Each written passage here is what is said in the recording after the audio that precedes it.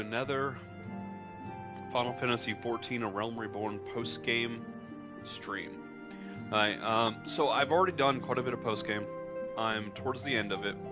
There are 6 parts, and I'm on the final turn-in for the final part of Part 4.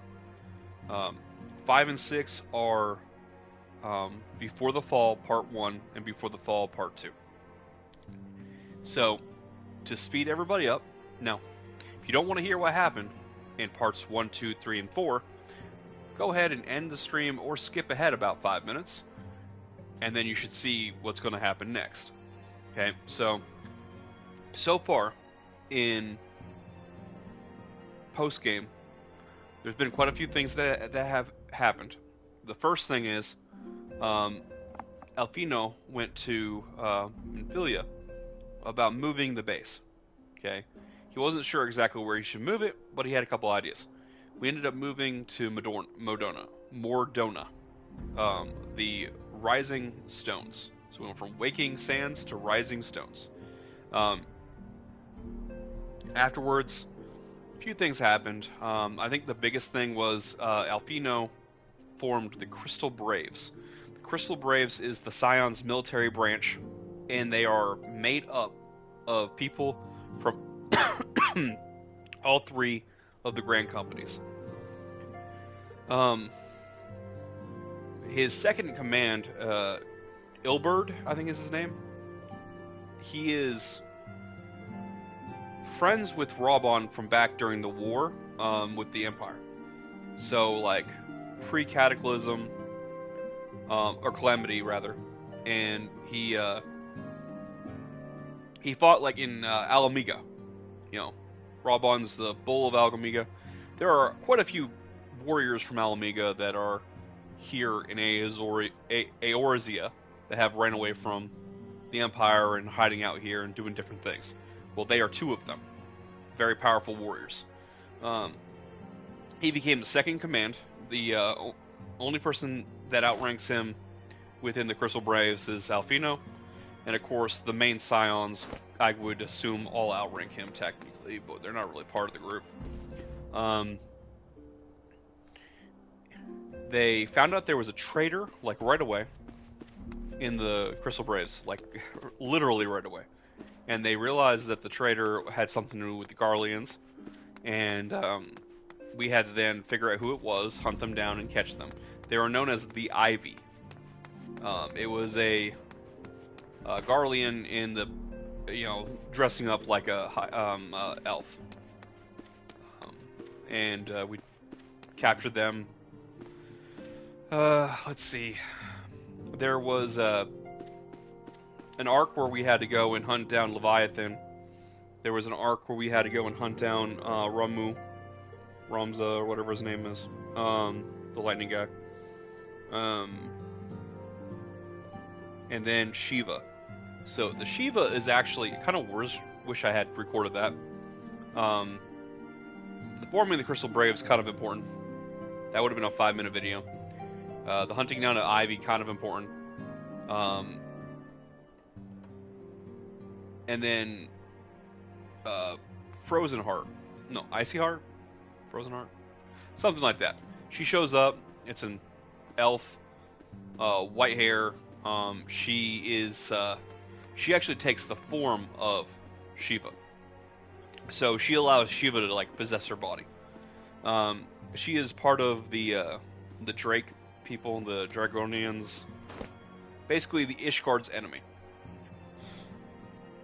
And you meet Sir Emmerich and a few other people. And he's very important for later. He's, like, really high up in Ishgard. So Heaven's Ward is in Ishgard. Like, that's the whole thing. Heaven's Ward is, like, centered around Ishgard and their culture and what's happening. He is a very prominent player in Heaven's Ward in Ishgard. He is, I believe, the next in line for the throne. He is the Imperial Prince, I believe. Something like that. Yeah, so he's very important. He's actually really cool. Like, compared to a lot of the other ones, you would think, hey, he's higher up on the food chain, so he's going to be more annoying. But no, he's actually a great character. I love him. Like, he is probably the best character from Ishgard, up there with I can't say his name, the H guy from Fortemps, House Fortemps. The white-haired guy. We've already met him multiple times. Him and Sir Emmerich are like the two best characters. There's some other good characters that come out of it. You got, I don't want to ruin anything, but you got a few characters, probably 4 or 5 that come out of Heaven's Ward. You also have Estinian, he's up there.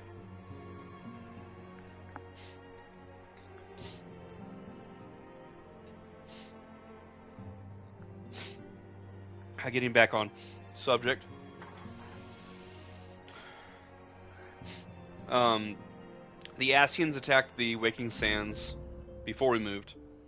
They threatened us. Some dude named Elidibus, which is a white Ascian, showed up. He, basically said something bad's coming, and then some other Ascians also. Side note, not main story, but I defeated a bunch of the extreme trials. And after each one of them, basically the Ascians were like, "Oh no, the Warrior of Light has defeated our icon. We spent so much time getting ready." So that's also happening in the background. Let's see. We defeat Shiva. She gets away. Icy Heart does. We're unsure if she actually survives or not. I think. Sir Emmerich's very happy with our results.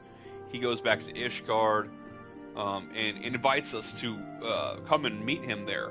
And he would like to have Ishgard rejoin the other 3 Grand Companies and become the 4th in a great alliance to fight the Garlean Empire. But before that, he needs to take care of the dragons. He can't very well fight in a war against the Garleans when he hasn't finished the war that's been raging for over 1,000 years.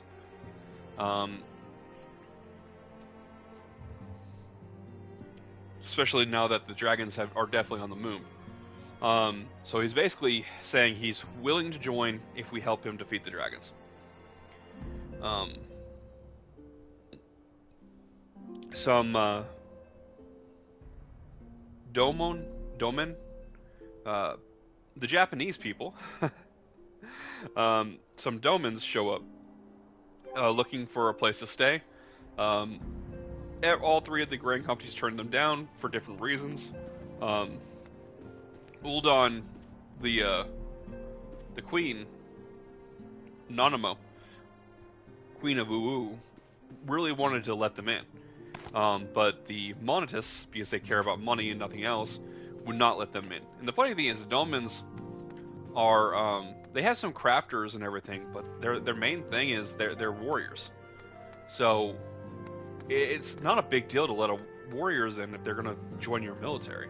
So it's kind of dumb unless you think that they're actually like Garleans in disguise, but they aren't. They were forced out of their country by the Garleans. What's the harm in letting some samurai and some ninja in? You know, some of the best assassins, some of the best spies. Probably a good idea to let them join. Nobody would let them in, so the Scions took them in, and now they're here in Mordona doing their thing. That covers most of the bases. I think that's it. Alright, so let's keep on going.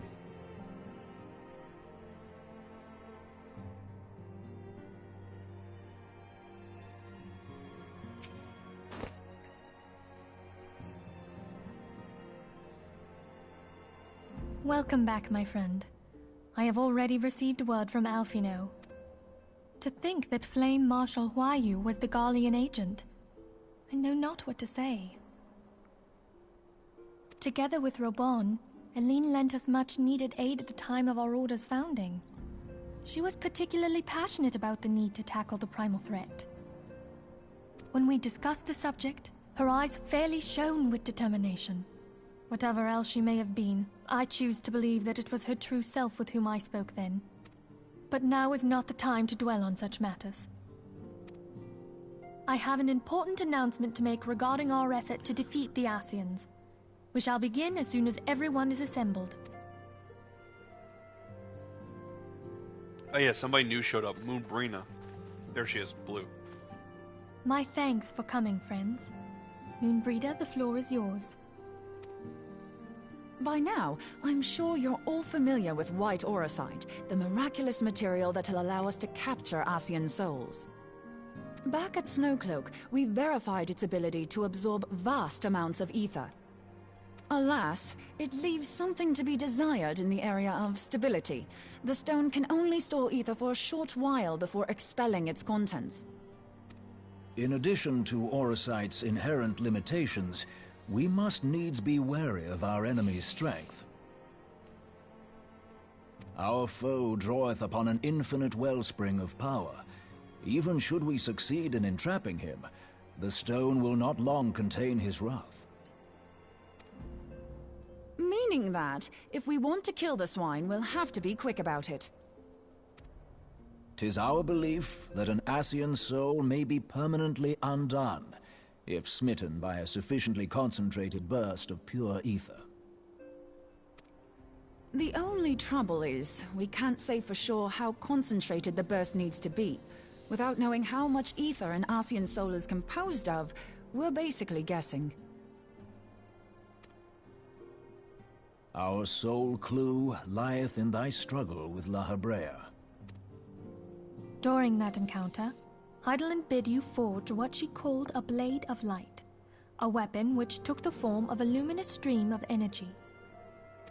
Based on your description, we believe the blade with which you vanquished your foe was composed of ether. Admittedly, your victory proved ephemeral, as La Hebrea was able to use a crystal of darkness to flee into the space that lies between our world and the void. The fact remains, however, that Heidelin placed the means to destroy the Ascians in your hands.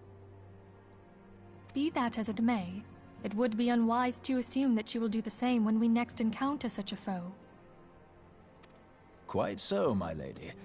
We must needs find the means to forge our own blade of ether, one to equal that which Heidelin did benevolently bestow upon her champion. That is all well and good, but it seems to me that producing such a blade will require a prodigious quantity of ether. Whence will it come, pray tell? Oh, what if we had two pieces of white auracite? One to trap the Ascian, and the other to store the ether for the blade. Oh, nice try. But it's as I said, the stone won't hold ether for any length of time. We'd still need to collect the stuff there and then, sorry to say. And therein lies the rub. Finding a way to create the blade whenever and wherever we choose. 'Twould seem more research is in order.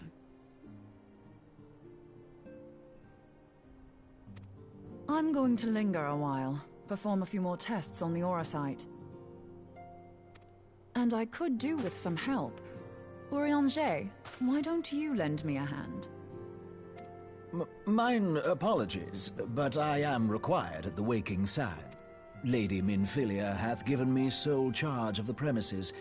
'Twould be unseemly to leave them unattended. Sole charge, you say? So you're basically alone there, then? Well, that settles it. I'll just have to come to you.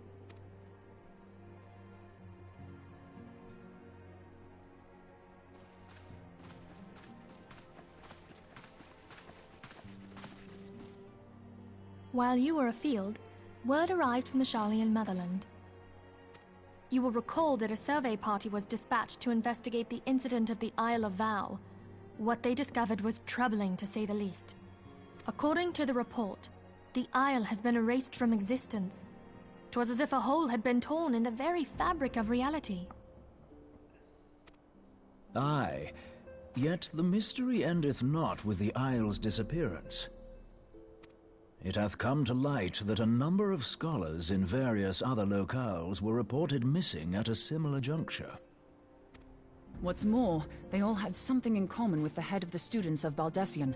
Every last one of them was researching a phenomenon called dimensional compression, or the rejoining as the ancient texts call it.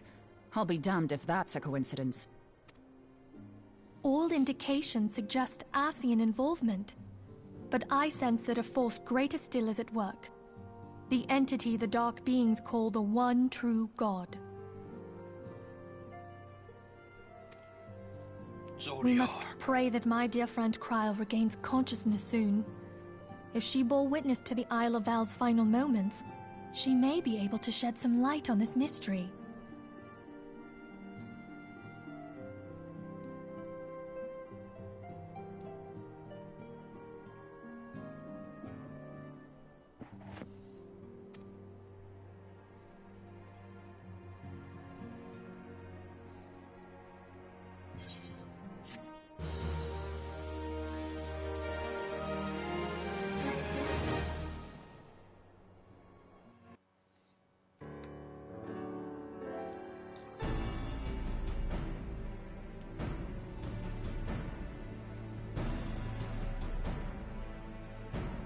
Following the calamity, the forces of the 14th Imperial Legion entrenched themselves in strategic locations across Eorzea. So swiftly did they accomplish this, it was suspected that they had received help. To think that it came from Huayu, my right hand. There is more. We have reason to believe that Huayu didn't deal exclusively with the 14th. She also answered to a higher authority in Garlemald. But this higher authority could not have been the Emperor. By consenting to the media project, Solus Zos Galvus showed himself to be more concerned about preventing the spread of primal influence than claiming Eorzea for the Empire. He would happily have seen the lot reduced to ash. We believe a number of high-ranking figures within the royal household were against the decision, but that they knew better than to oppose the Emperor openly. Of course, this didn't prevent them from making clandestine provisions, in which Huayu played a part. Alas, these provisions did not prevent Dalamud from falling, and the ensuing chaos changed the face of the realm forever. Yet Eorzea survived. To all intents and purposes, the Meteor Project had failed, and the Empire was left to rue its lack of a decisive means to eliminate the primals. Until, that is, it stumbled upon the Ultima weapon. Even before the accursed thing was dug up, it seemed to me the 14th had the might to overwhelm our weakened armies. Yet they chose to hide behind their walls. Why? The Black Wolf was wary of making the denizens of Eorzea desperate, lest more primals emerge to bleed the land. The discovery of the Ultima weapon, however, emboldened him to resume his war of conquest in earnest. But there was one in Garlemald who believed that Van Belsar's actions were premature. One who stood higher in the Imperial Army's chain of command. He ordered the Legatus to halt his advance, only to find that the Black Wolf had slipped its leash, and that the 14th now acted alone. In a bid to bring Van Belsar to heel, he used the agent he had planted in Ul'dah prior to the calamity to undermine the Legion's efforts. A man who outranks Van Belsar, yet opposed the late Emperor's decision to annihilate Eorzea. This could only be the former High Legatus of the Garlean army, now known as Emperor Varus Zos Galvus. So he was Huayu's true master. But one of several in actual fact. We've learned that even as Huayu served the Empire's interests, she sold Imperial secrets to a certain faction in Eorzea. In so doing, she helped to maintain the status quo, thus prolonging the conflict. Considering who stands to profit from war, it isn't hard to imagine who her other masters were. Seven hells! You mean to say that she was a double agent? Huh, triple, if you consider her services to Van Belsar and the new Emperor as separate. As neatly as these pieces seem to fit, one aspect of the puzzle remains unclear to me. By whose will was the Marshal feeding intelligence to the heretics? And try as I might, I fail to see how aiding their cause would profit either her Imperial or monetarist masters. Could it be that another hand is at work here? If so, why you must be made to reveal whose it is.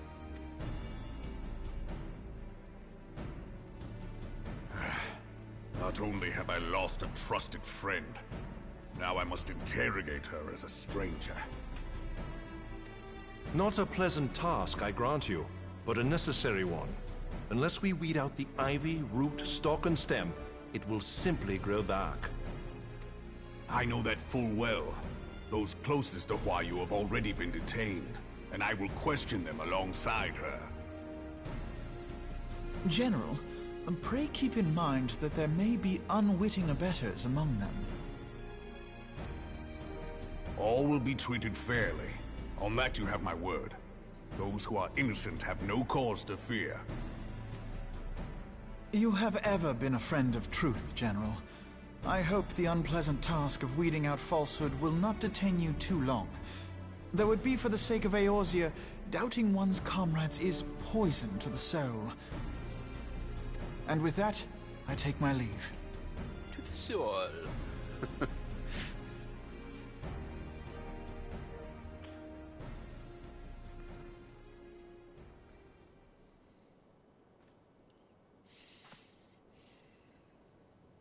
All these years, I've been made to dance to their tune. How could you, Hua Yu? How could you side with them? Those cankers who take from this land and give naught in return, who use their power to disempower and grow fat while the people starve. I know you can hear me, monitorous scum! Your crimes will not go unpunished! One day I will purge this land of your sickness!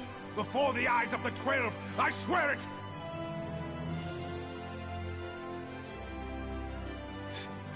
You need to.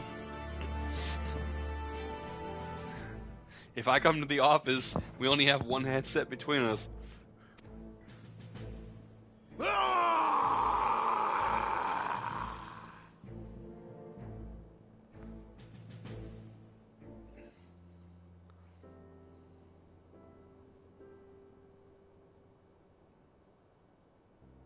I shall have no further need of you this day. Your Grace.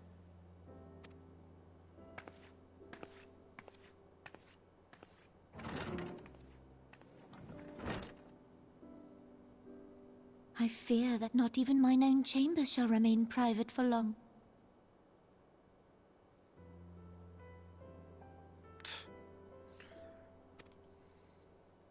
Has the situation grown so grim?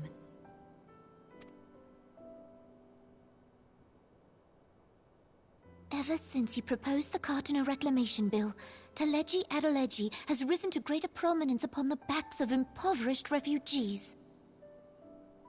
The monitorists were ever united in their pursuit of profit, but the man's actions have torn a rift in their ranks. They snap at each other as rabid dogs. Yet now is not the time to be bickering among ourselves. If this bickering is a threat to law and order, might you not have grounds to dissolve the Syndicate? Would that the solution were so simple, Admiral. Alas, my moving to dissolve the Syndicate is certain to spark outrage among the influential merchant class, whom the Cabal represents. This would serve to exacerbate the current unrest, and peace would slip still further away. Be they rich or poor, natives or refugees, all who reside in Ul'dah have a right to pursue happiness. It is the duty of a ruler to protect this right. If I am to perform my duty, I must needs tread warily. It would not do to make enemies heedlessly. Were Lord Lolorito here, he would doubtless say that I have my head in the clouds. A ruler is required to take a wide view. Try as we might to cater to all needs, some will inevitably be overlooked. As such, there shall ever be citizens who feel aggrieved. It cannot be helped. But as you have informed us, the Monitorists take no view but their own. They hunger for power while the masses starve. In the absence of a common cause, it seems beyond any one individual to make Uldar whole.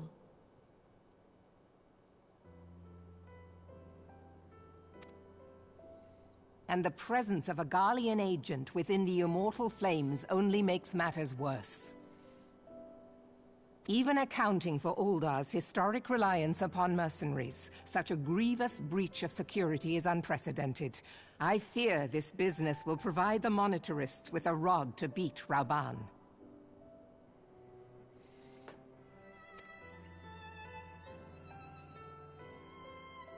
Eorzea can ill afford for the immortal flames to be dampened now. Ere long, the Garleans will turn their ravenous gaze toward our lands once more. If we are to resist their might, our nations must stand together. Yet for this to happen, our nations must be whole. Cannot be done to improve the situation in Uldar.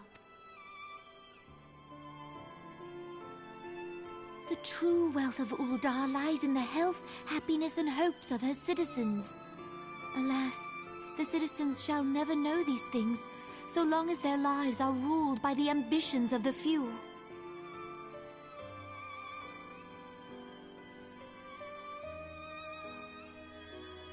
Let's take a moment to appreciate the salads are pushed away from everybody. And then the cake and the cookie. And is that pie, I think, is right in front of everybody, like that's the main dish, along with a giant cup of cheese. On the left side, those are blocks of cheese. On the right side, you have some sort of potato-looking soup. They don't even have a drink.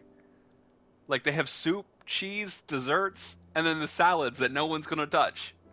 Like, okay. Just had to appreciate that for a moment.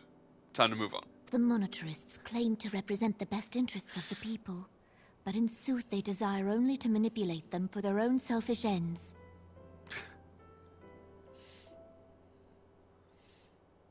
Oh, they put a lot of effort into the strawberry cake. Yeah, there's like giant chunks of tomato and big raw onions on top of the salad. No thanks. That strawberry, you could tell they put some effort in making that strawberry cake on that table. Like the designer that designed the cake, they put a lot of effort.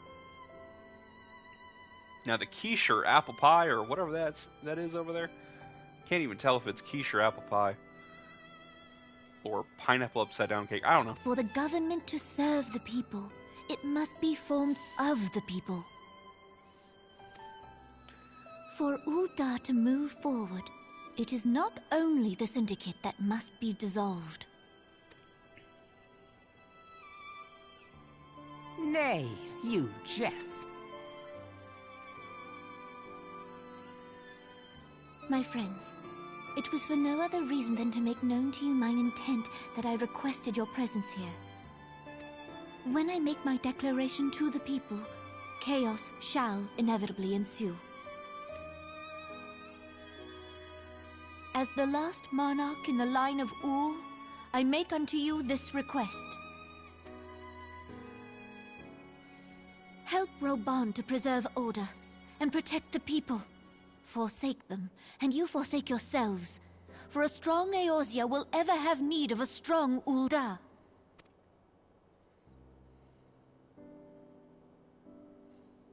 Your Grace, are you certain of this? There is no other way.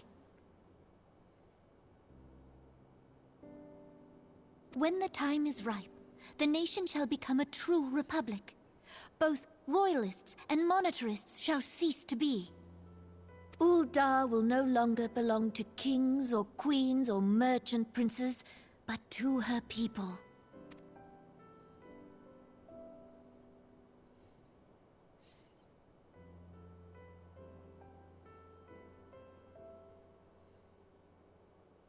Rauban, forgive me for casting aside all that you have toiled for in my name. Beyond this gesture, I am powerless to help my subjects.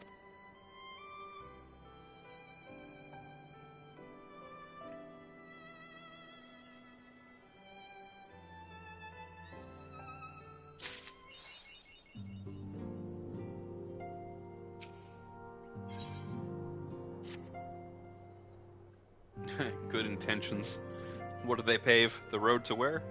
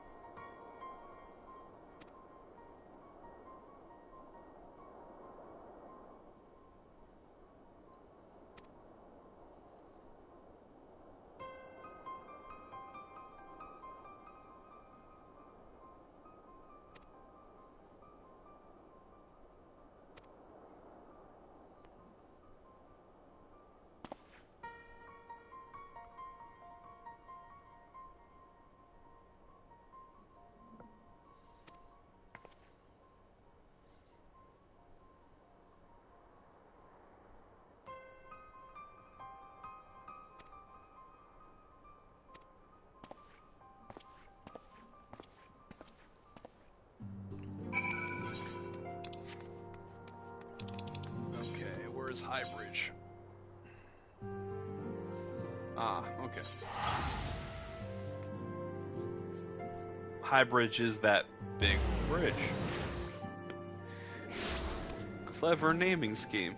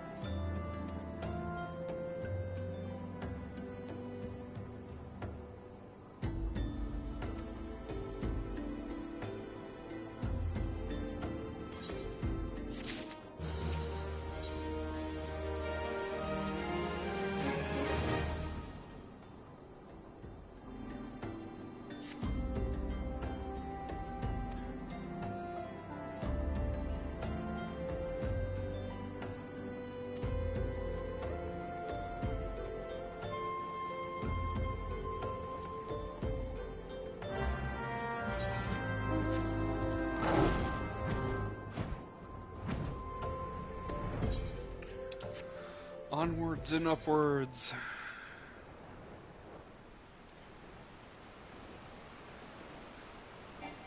Hey, welcome to the stream. We're just working on some post-game A Realm Reborn right now, trying to get to Heaven's Ward tonight.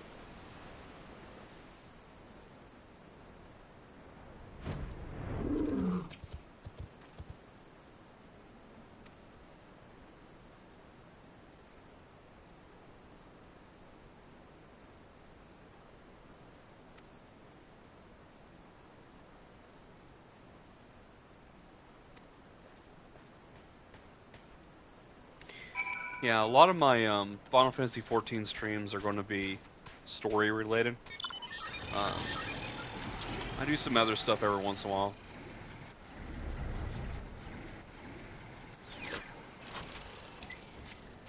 Right now I'm just trying to get through the story and experience it.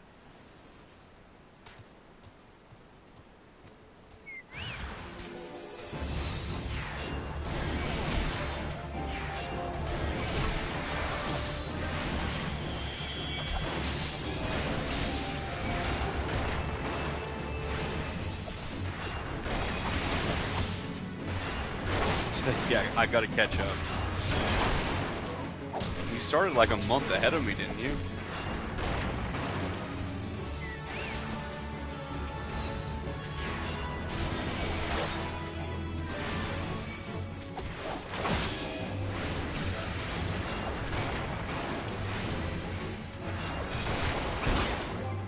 You know, you can slow down on the story and you can focus on leveling your other jobs and trying to catch up with me.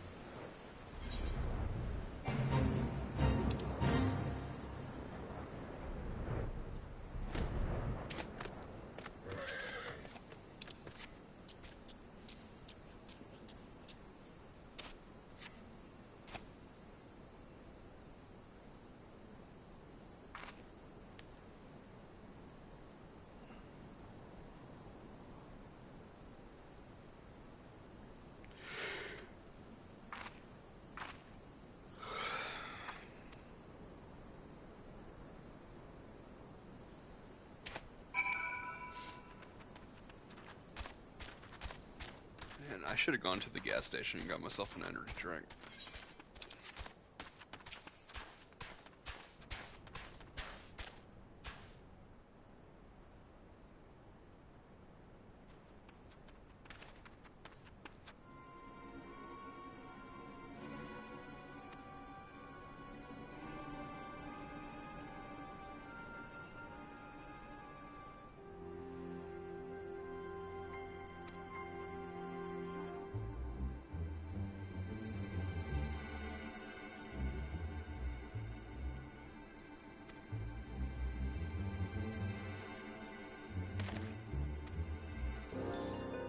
Obviously. Yeah, obviously an accident right there. Buy you one too? Are you streaming right now?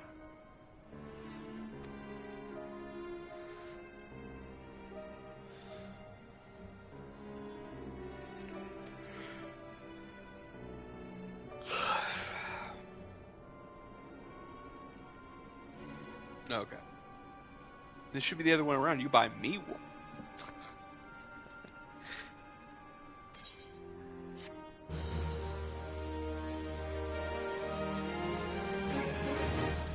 I'm actually about to be out of drink. I just drank my Dr. Pepper and about to be out of water.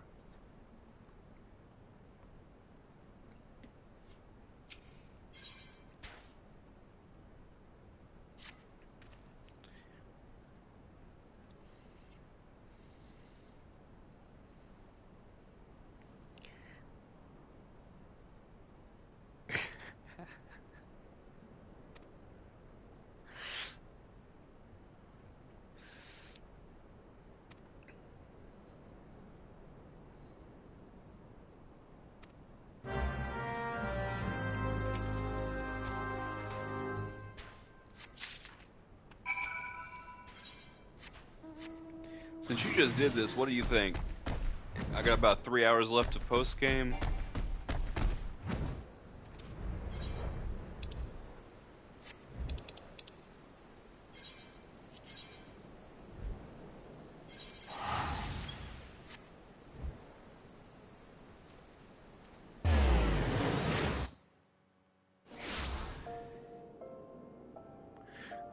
Yeah, I know I'm getting close. I just feel like these cutscenes are way longer now.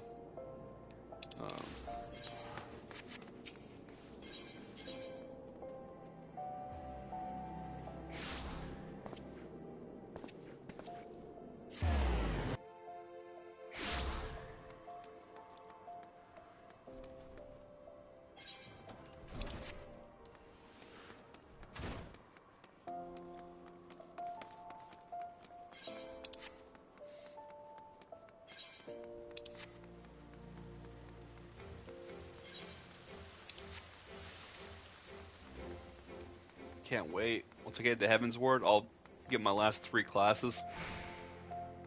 I'll get Dark Knight, Machinist, and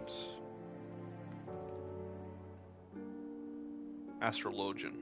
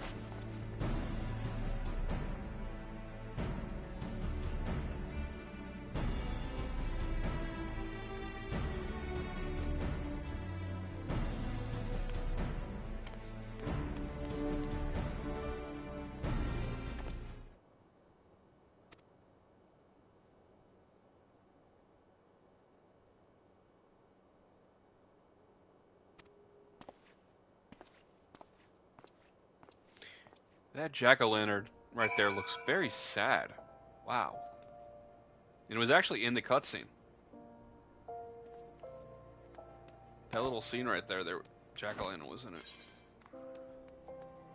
The future will be like, wait a minute, why are there jack-o'-lanterns in that cutscene?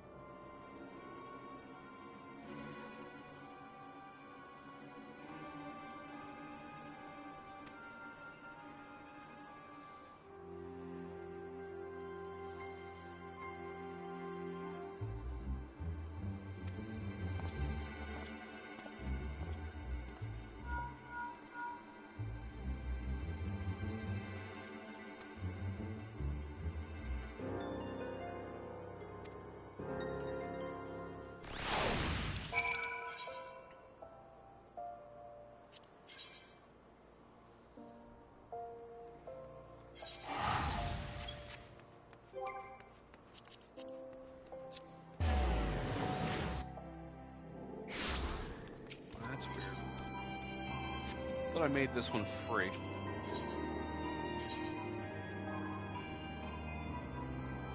Oh, no, gold saucer is the free one, okay.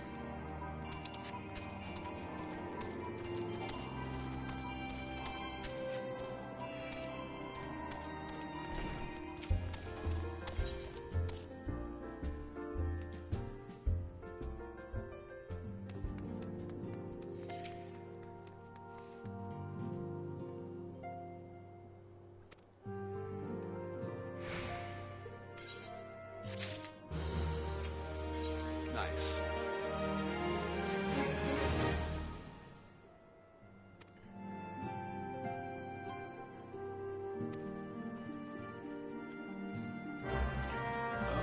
Oh, okay. I forgot about this part.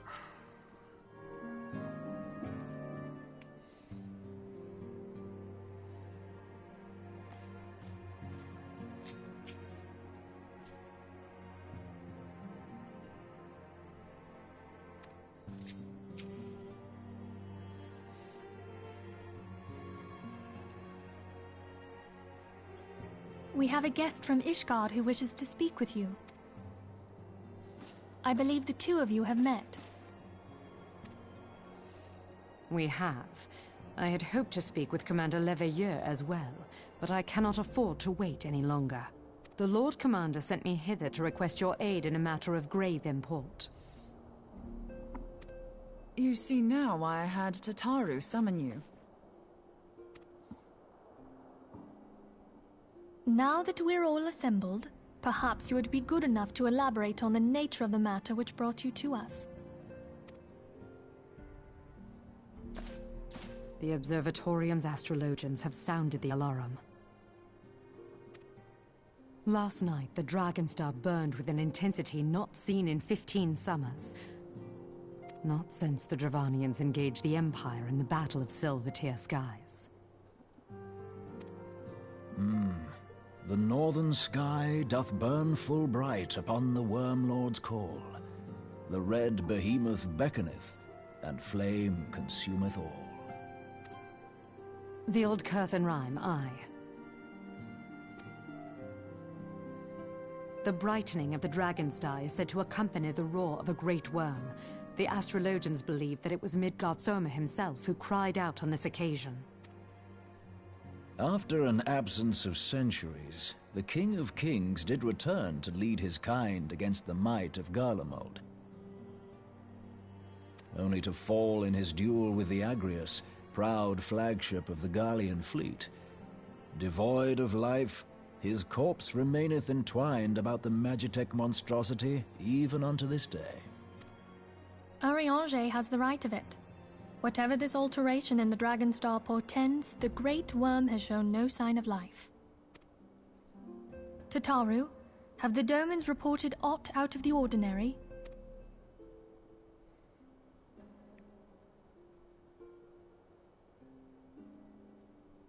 Correct me if I'm wrong, but if Midgard-Zorma had roared, wouldn't we have heard it here in Revenant's Toll?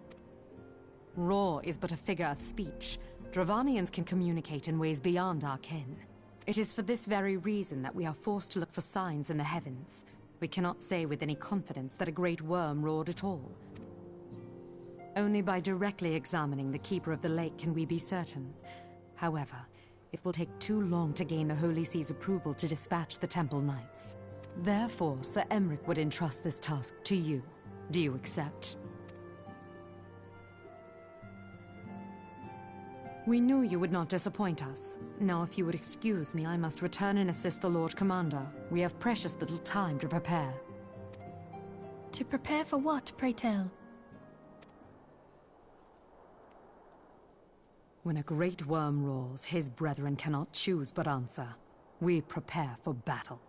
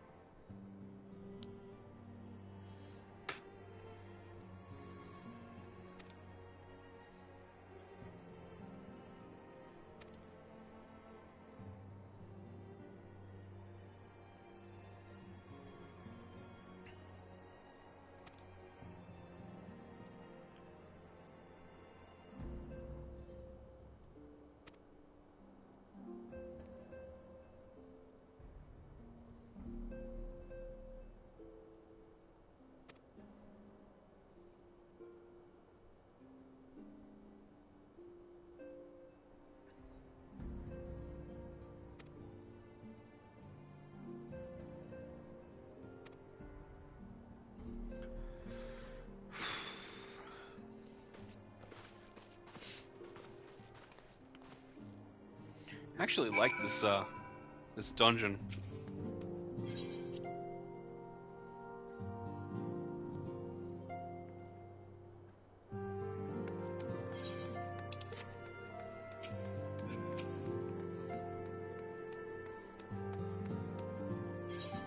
I'm assuming it's time to go do it. Wonder if they added duty finder support with the NPCs to it, or do I have to wait for somebody to join the party?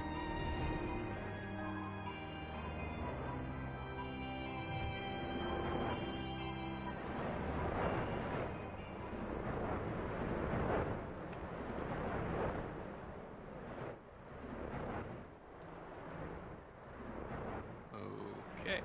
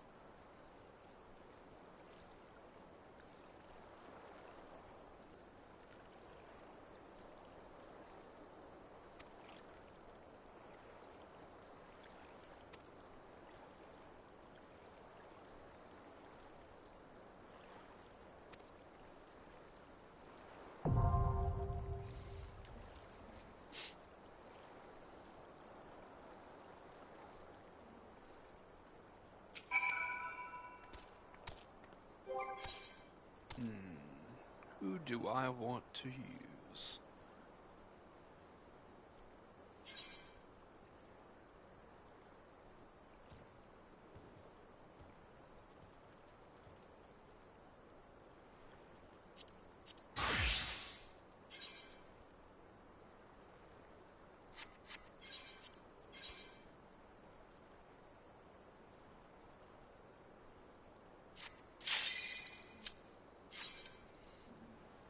Okay. Because I don't want to keep you guys waiting, we're going to go in there, NPCs.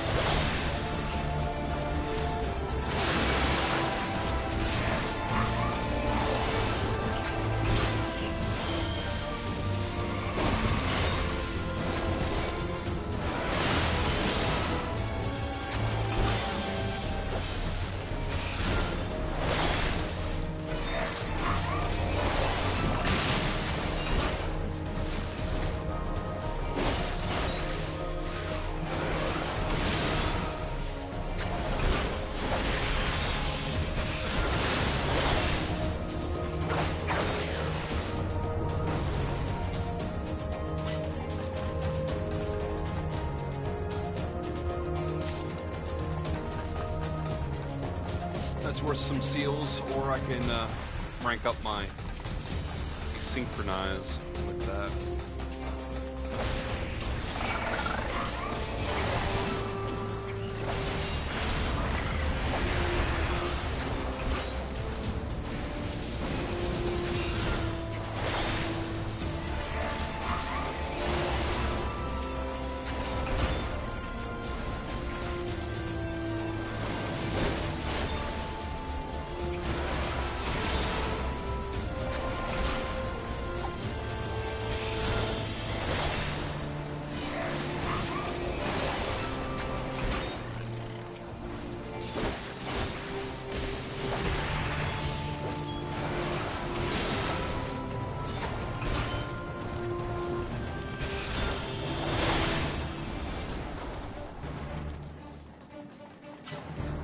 Canister boss. Let's go. Drops canisters on the ground. You do avoid them or knock them out of the way, depending on what kind of canister it is.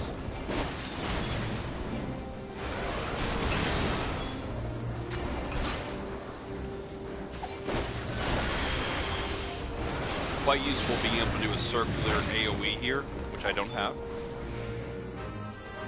This seems to be different.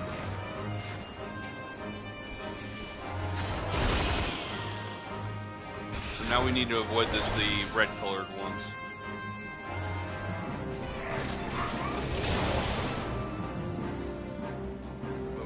Okay, yeah, this is definitely different than it used to be.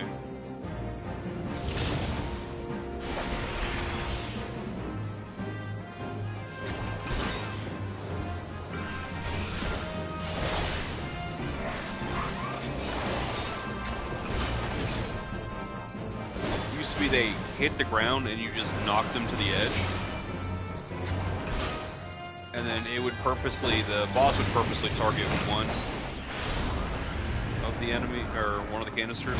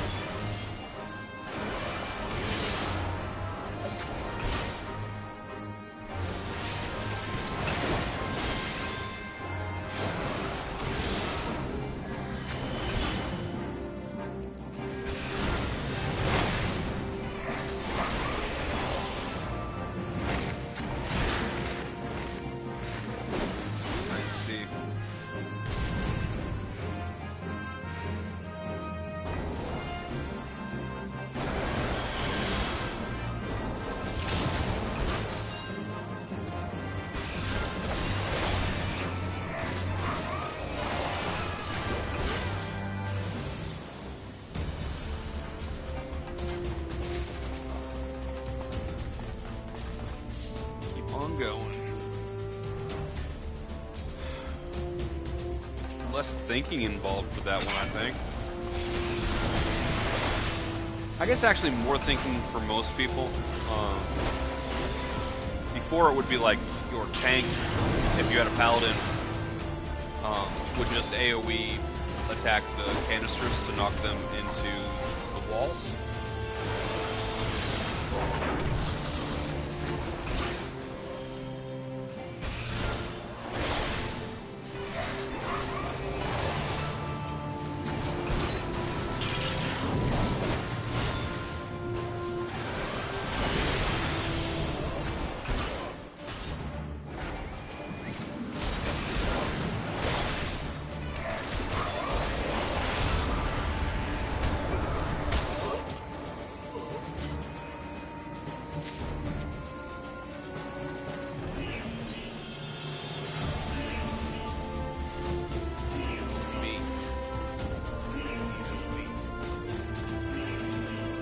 Farm. It's always like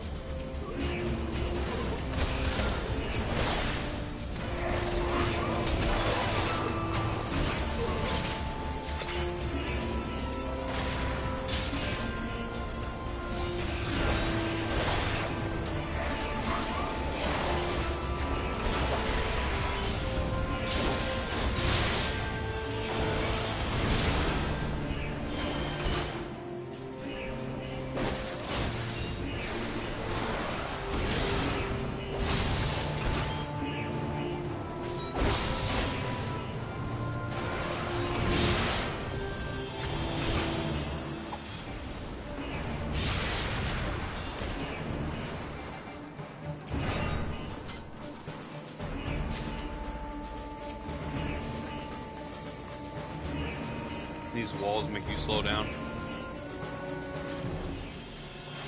It'd be nice if instead of having to pick up the key, they just changed that to when you defeat all of the enemies, the wall shuts down, you can go through.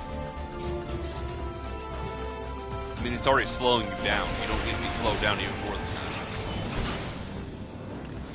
I wonder if they changed this boss too.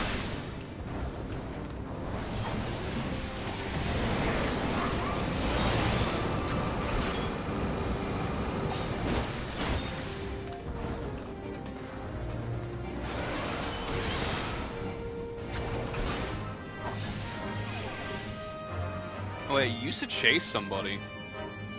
So now it's just going down the middle?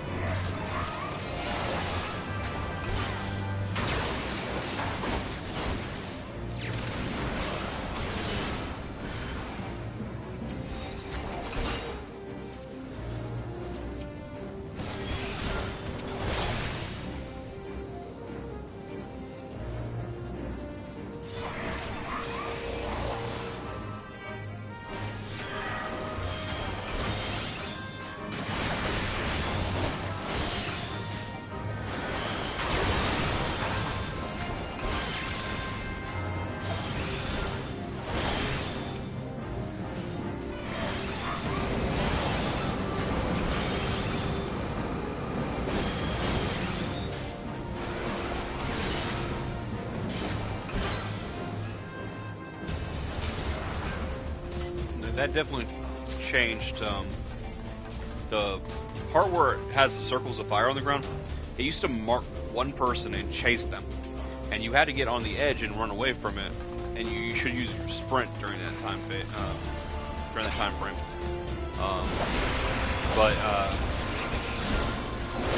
Yeah, so they just randomly goes down the middle now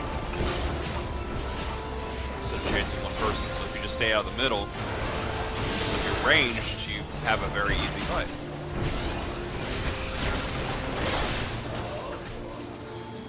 Now, I wonder if that's only changed in the NPC version of the dungeon.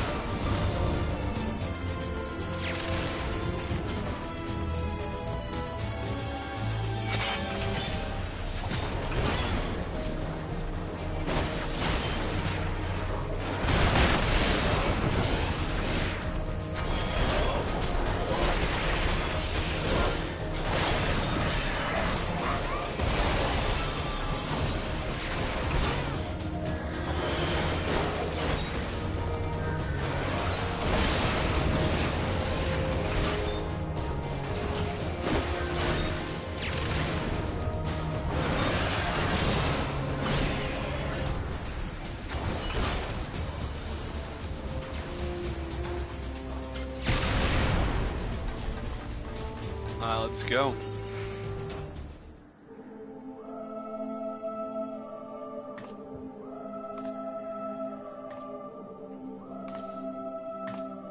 Who treadeth now upon my bones, and waketh me from slumber sweet?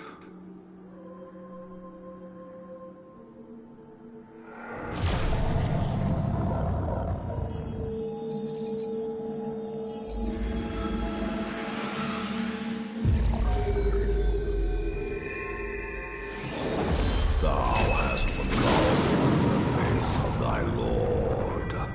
Remember, mortal, and fear me.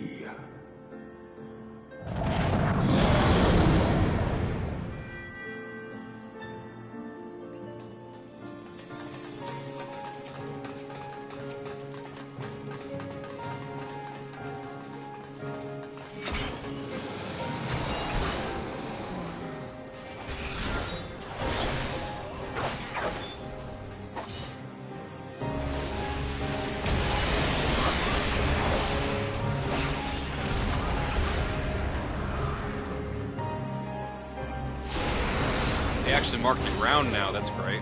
They used to just have the writing up above his name, and you have to read it. It's a shield. Oh, yeah. That's where you get to. No, that's different.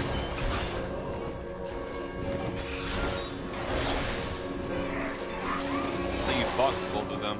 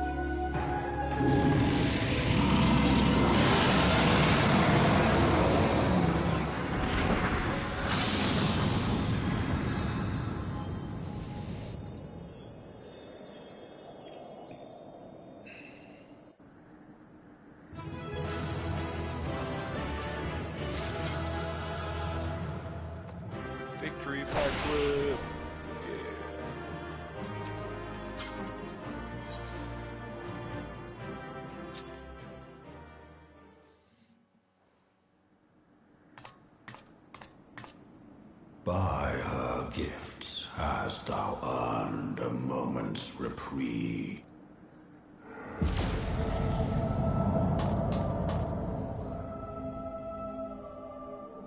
Speak, mortal, and I shall listen.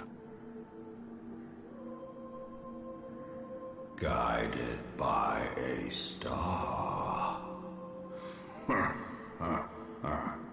My people have heard the song. Ishgard shall burn. Sons must answer for their father's misdeeds. We do not forget. We do not forgive. Remember those 3 sentences, 2 lines there. Especially the father and son thing.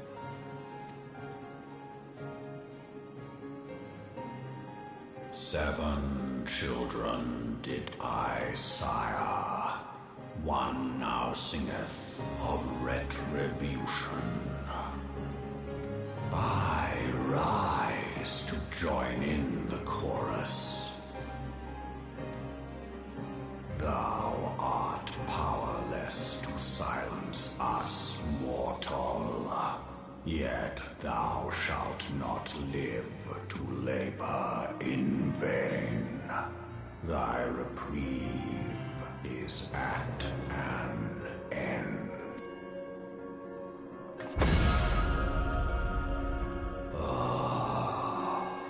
Trickery is thy shield. This frail, ignoble creature is not gifted, but chosen. Hearken to me, Hydaelyn.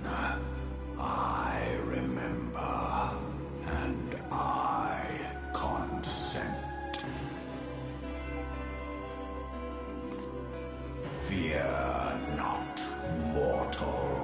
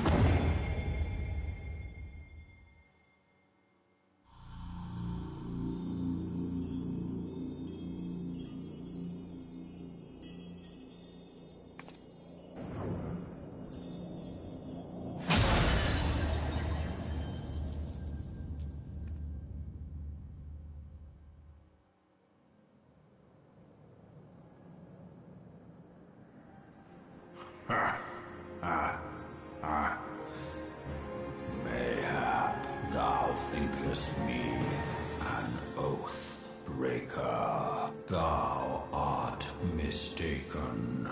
If thou comest to harm, it shall be by another's hand, not mine. I did but strip thee of thy mistress's feeble blessing. Thou didst profit much by her grace, but no more.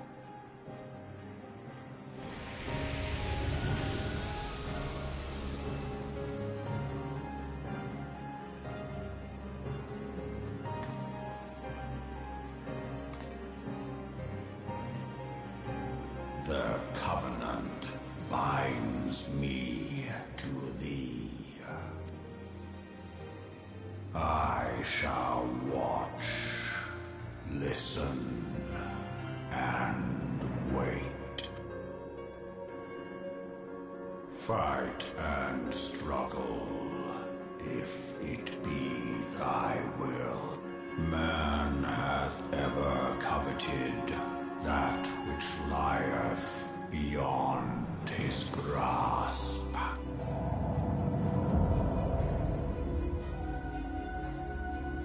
I drink of her body, and thence doth mine own find new life. When it hath grown whole, the loyal and penitent shall rejoice.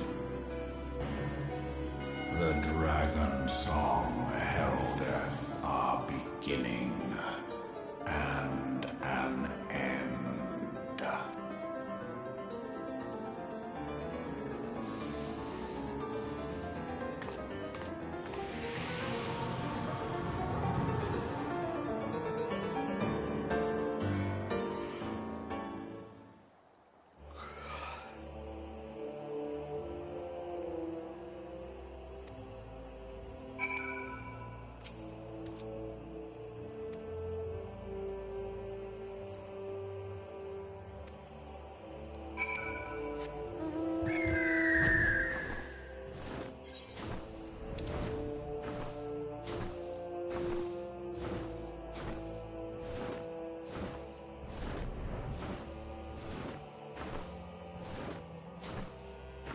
That fire up there was kind of like a beacon in the dark.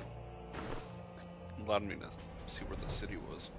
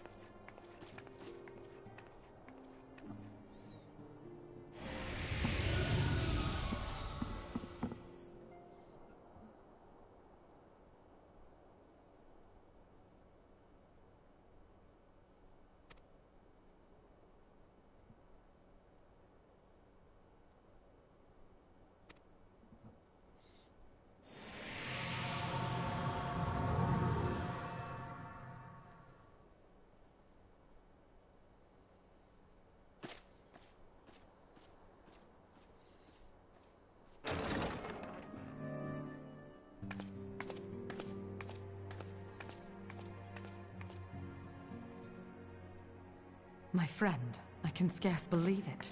You confronted the Wormlord and lived to tell the tale.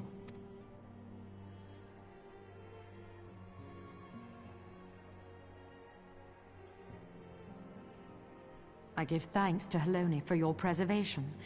It is our sole cause for gladness. Your encounter with the Keeper of the Lake served to confirm our fears. A great worm has roared, and it makes little difference if it was one of the two in Eorzea or any other. The Dravanians are coming.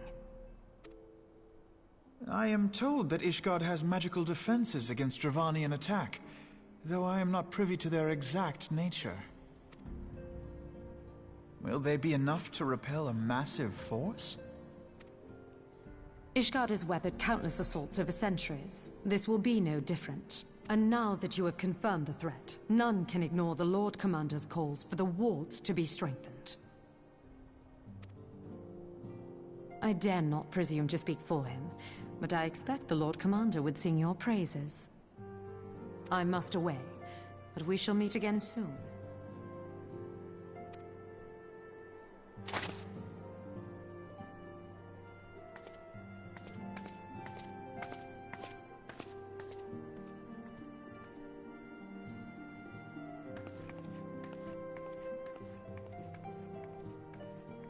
Countless assaults weathered, and this will be no different?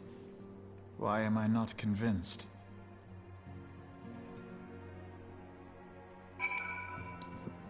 Because it wasn't convincing?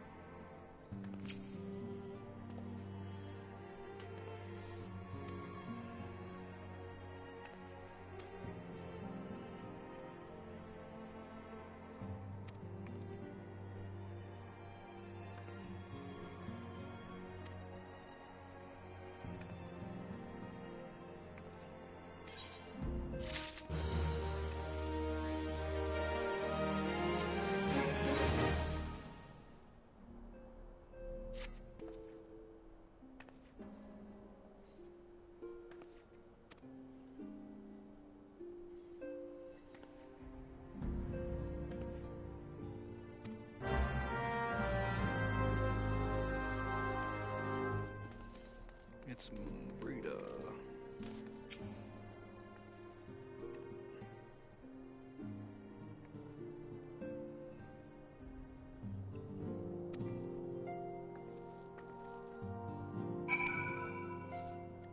You know what they really should do? When they finally end Final Fantasy XIV, they should already have it, like, prepared, but they should release an anime. Like, they already have the story. They already have the characters. Heck, if any of the voice actors are still alive, they already have the voice actors. They might need to add some voice actors to characters that don't have voices. But, such an amazing story. There's so many arcs, so many seasons. If they start making it now, they could have it on the back burner. And you can't tell me that Square Enix does not have the money where they could produce it, make it, and not release it, and hold it until the series is over, and then drop it, all at the same time.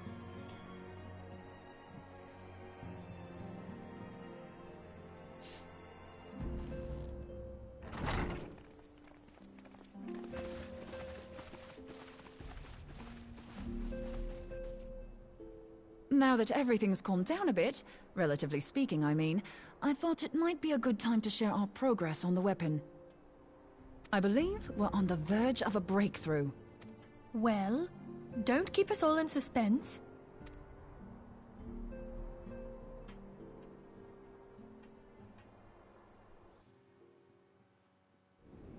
Just in case anyone's forgotten, let's start by reviewing what we already know. So, an Ascian is an immortal because its soul doesn't return to the ethereal realm when its host is defeated. Instead, it flees to the place that lies between our world and the void. Therefore, the first step to permanently defeating an Ascian is preventing its soul from making this journey. And if you recall, when we last gathered here, I had verified that white auracite has adequate capacity to entrap the beings, albeit only briefly. which left the small matter of their extermination. Aye. To unmake an Ascian soul, one must needs smite it with a concentrated burst, or blade, of purest ether.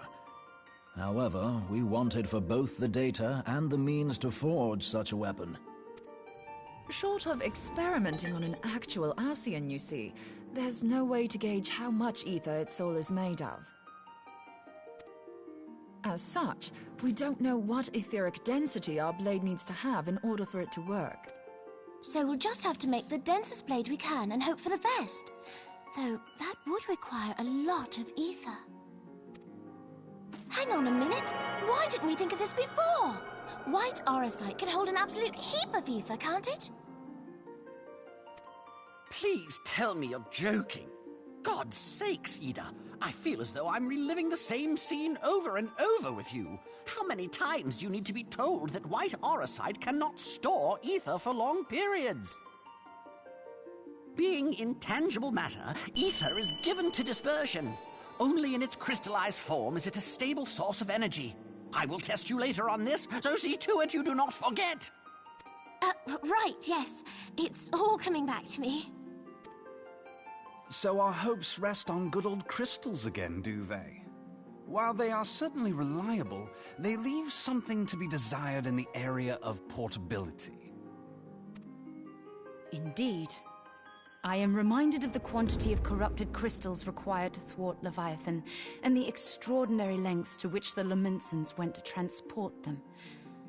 What if it should prove that a similar quantity was needed to destroy an Ascian soul? Or still more? I do not envy the poor sod who has to lug all of that around, on the off chance that an Ascian appears. That's the very problem we set out to solve. And I reckon we've found the answer. If it isn't practical to lug around the ether we need, we'll just have to draw upon another source. And the only viable source is the land. If you mean to tap the Great River of Ether, know that it will entail considerable risk. Meddling with the currents may well induce a surge like to the one which despoiled Mordona. Give me a bit more credit, will you? Why would we need to tap the river when there are veritable reservoirs jutting out all over the land? I speak of corrupted crystals. It might be that their aspect is out of balance, but a crystal's a crystal. It contains ether, and we can help ourselves to it.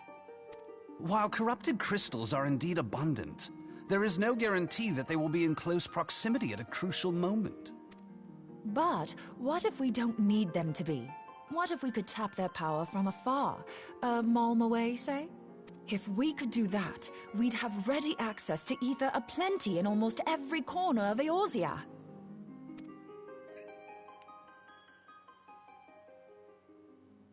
I've yet to put my theories to the proof, but I've got a good feeling about this.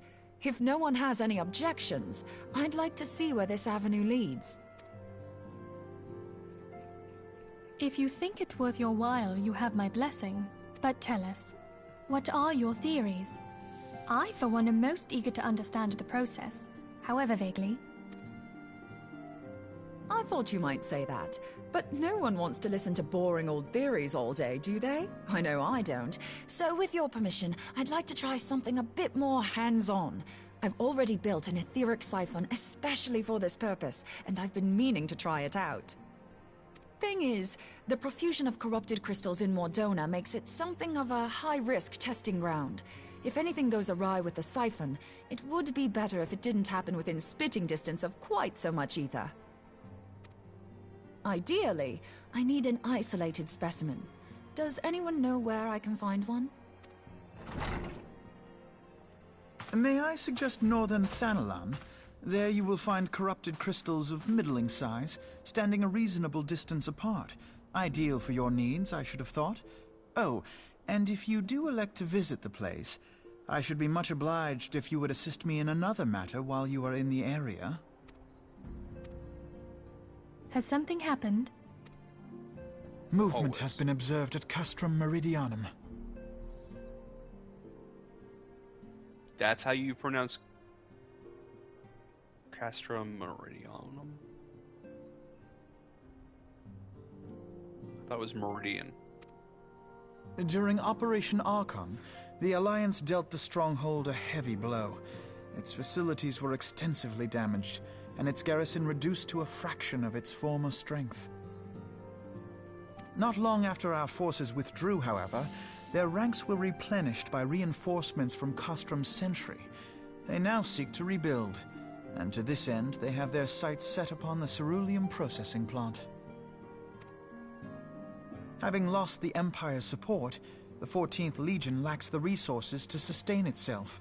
To them, this is a bid for survival, and they will doubtless fight like desperate men. Though I have dispatched the Crystal Braves, I fear their strength alone may not suffice to stay the Imperial assault. I would request the Scion's aid in the defensive effort. If I didn't know better, I'd say you were trying to inveigle us into fighting your battle with the promise of shiny crystals. Well then, consider me inveigled. I won't lie, the crystals you speak of sound perfect, so the Garleans have to go. Besides, we can't afford to beat about the bush. There's no telling when the Arsians will next appear. Thine eagerness to hurl thyself into the jaws of danger cometh as little surprise. Exercise due caution, I prithee. Though you have become a Crystal Brave, you are yet a Scion, Alphino. Pray, join the Crystal Braves and lend them your support. Thangred and Papalimo shall accompany you. Papalimo. Ida and Yashtola, in the meantime I would have you assist Moonbreeder. Scout out the crystal clusters, that the testing may commence as soon as the Garlean threat has been eliminated. If it please you, I shall continue mine own experiments on white orosite. Thank you, Urianger. Everyone, pray see to your preparations and depart as soon.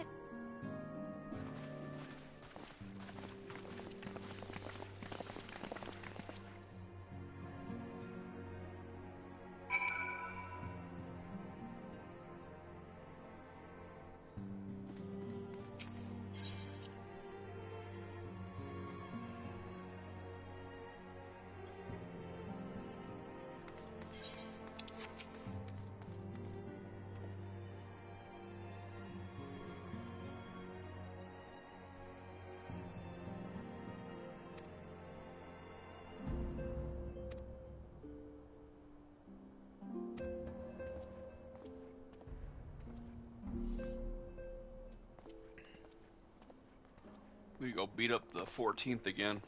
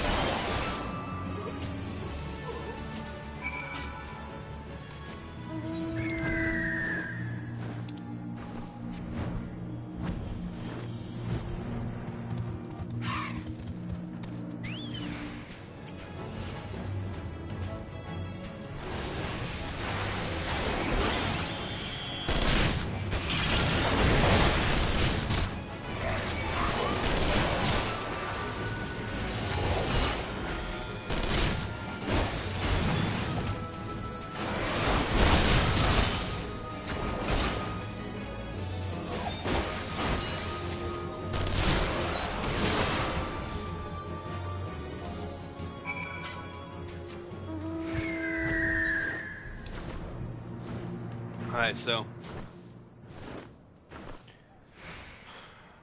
remember from earlier, if you were paying attention during the dialogue, the second in command murdered a merchant.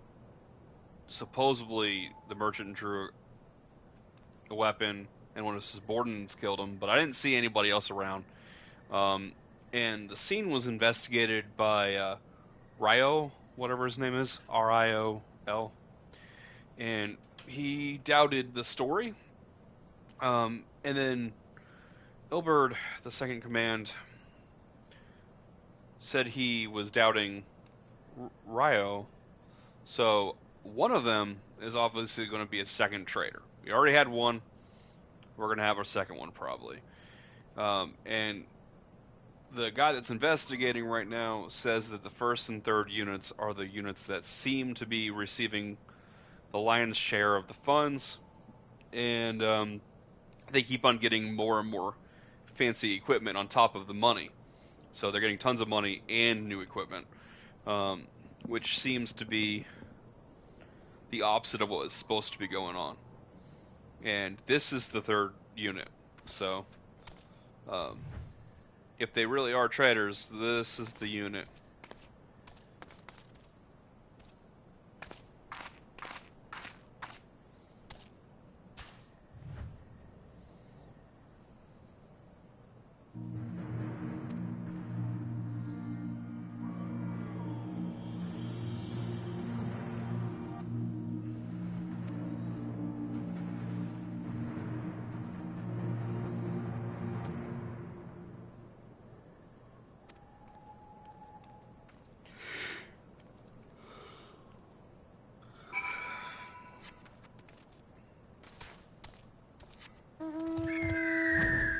I think I'm gonna take a short break.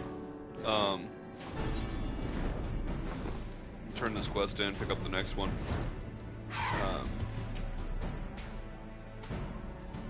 Need caffeine. I might end up going to the gas station and grabbing an energy drink. I don't know.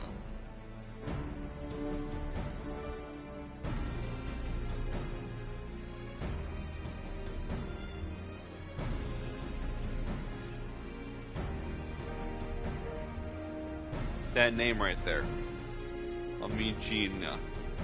That's the guy that's part of the syndicate, so that's probably his engineers.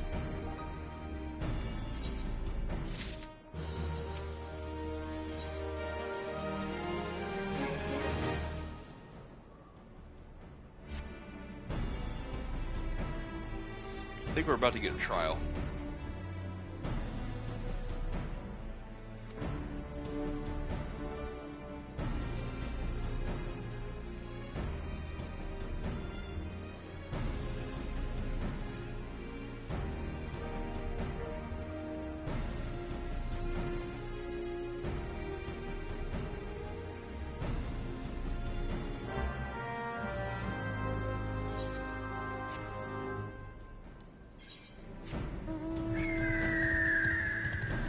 I think this is a good point to take a short break.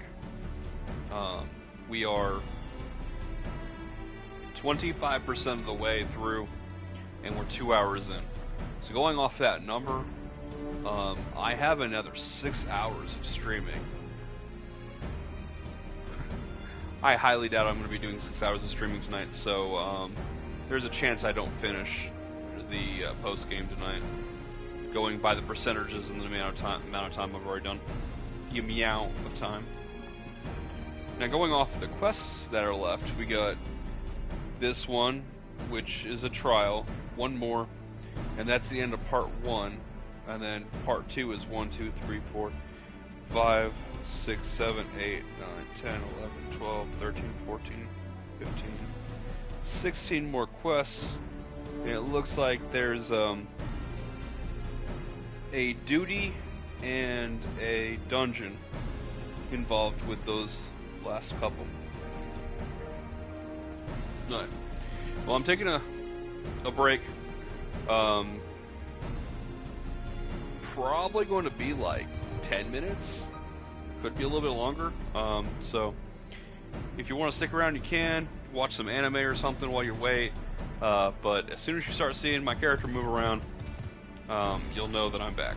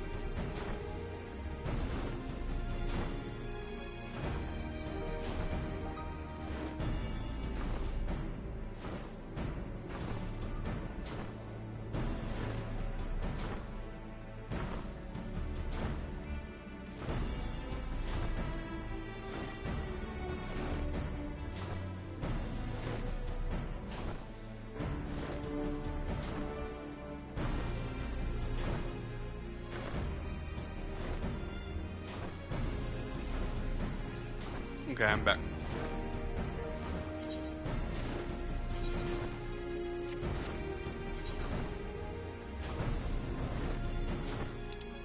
I did not go to the gas station. I got just a Coke.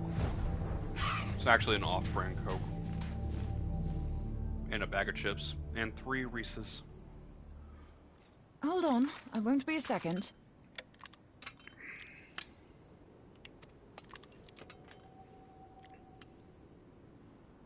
The beast seemed peckish, so I gave it a taste of my axe. I know. As Urianger never tires of reminding me. An axe ill becometh the hand of a scholar. What can I say? I like axes. To hear my mother tell it, I came into this world holding one. And it's not as if it stopped me picking up a quill, is it? I often think of the man who introduced me to the joys of learning. He's one of the reasons I decided to come to Eorzea. Him and my excruciatingly stiff childhood friend. Considering how unalike we are, it's a wonder we ever got on. The world's a strange old place, isn't it? Aye, that ought to do it.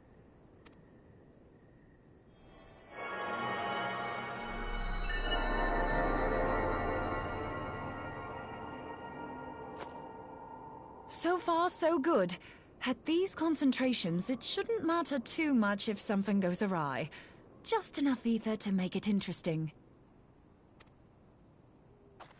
Did you see that? The way the crystal glowed? The siphon works, I'm happy to say. With a few refinements, it should satisfy our appetite for ether, which just leaves the small matter of forging our blade. I'm not sure how to go about it just yet, but I swear to find a way. I'll put a blade in your hands if it's the last thing I do.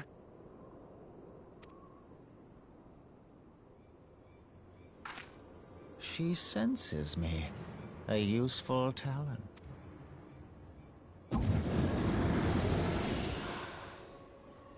An Ascian. Are they onto us? By your brand, I see you are an Archon of Sharlayan. Keeper of knowledge. Seeker of truth. I don't know what the hell's you're saying, but I don't much like your tone. Your instincts serve you well. But come, be not unsettled on my account. That lovely brow was not made for frowns. But I waste my breath. Let me direct my words to one who understands them. We meet at last, warrior of light. I am Nabriales. And you have long been a thorn in my side. I suffered the overweening presence of La Habrea that men might host the power of gods, only for you to undo my hard work. Oh, bugger. Do settle down. You must concede that I acted in self-defense. But what's this? I do not sense the blessing of light. Oh, dear. Could it be that frail Hydaelyn has forgotten her champion? This I did not foresee. Shorn of light as you are no longer a threat. And better yet, the seal is broken. Now is the time to claim the staff. With it in my grasp, I shall rise above them all and take my place at Lord Zodiac's right hand.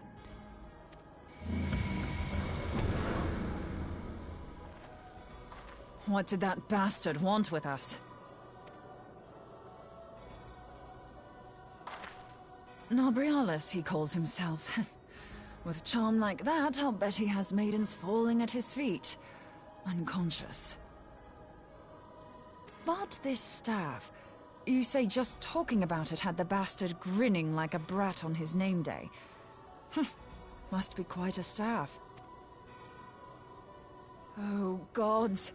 He means Tupsimati, Master Louis Soir's staff. Minfilia's in danger. We have to get back to the Rising Stones.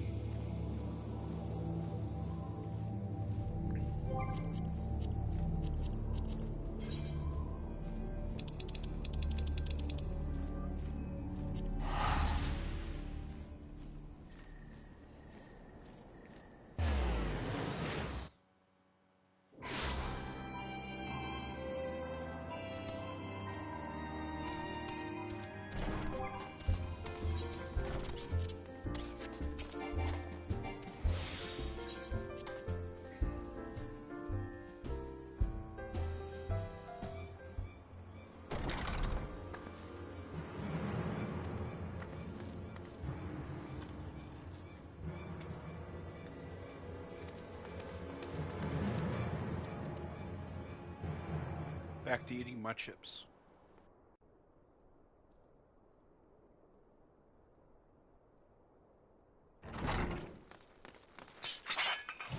You too.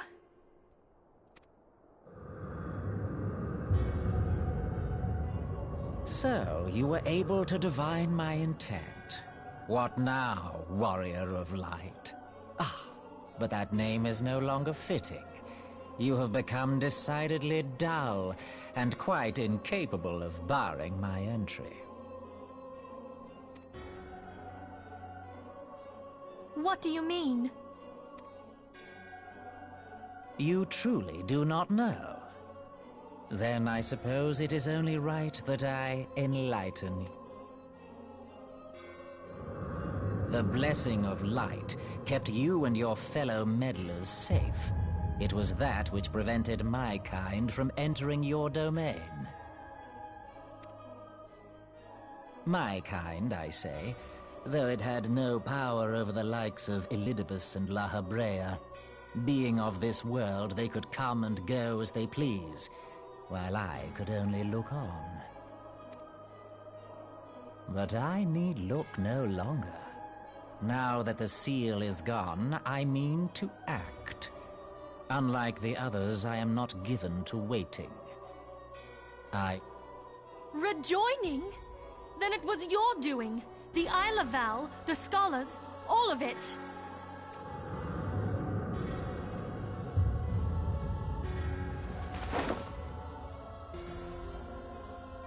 You will not harm...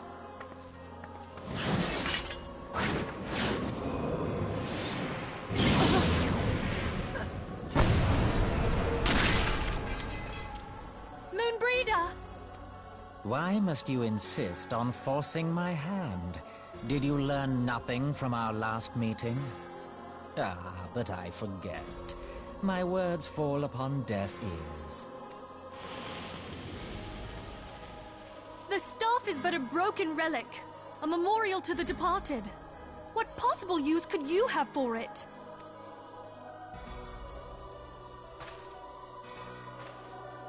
What use?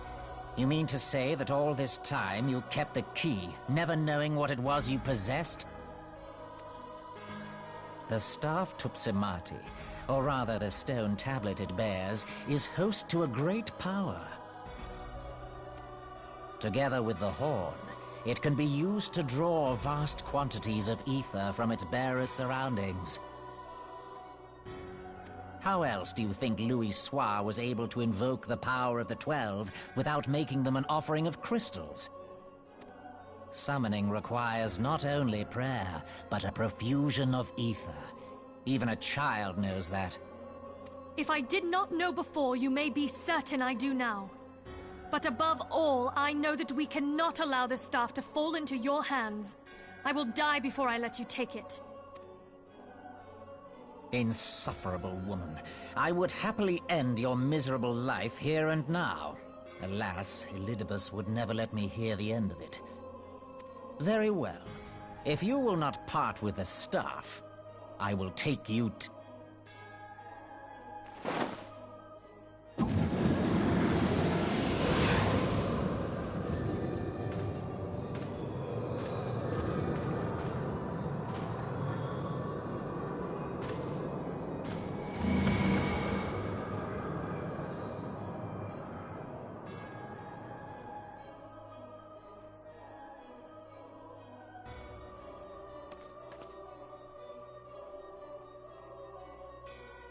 After them!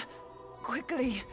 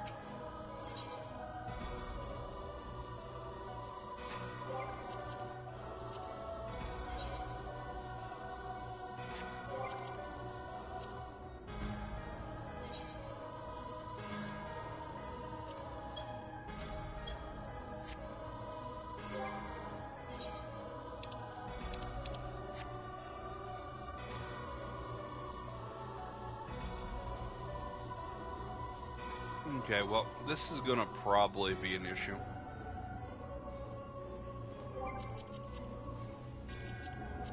I'm gonna change databases.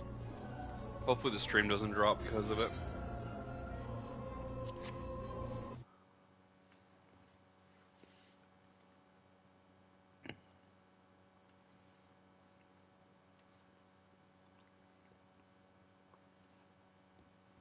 Alright, if you can still hear me, you're good to go.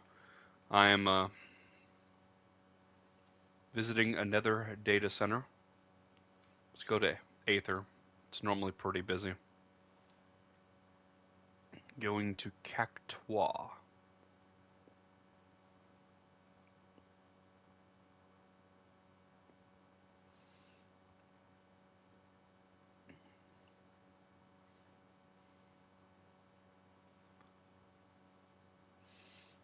Estimated travel time less than 1 minute.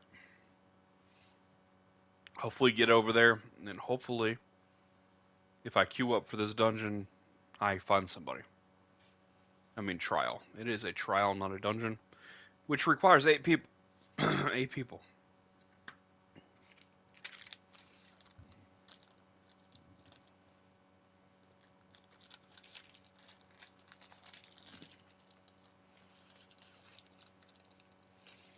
And that other one said 21 minutes, and that's probably a lie.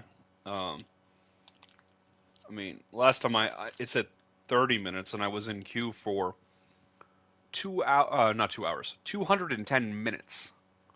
That's way more than 2 hours. And, I actually quit out. I didn't even get into the dungeon.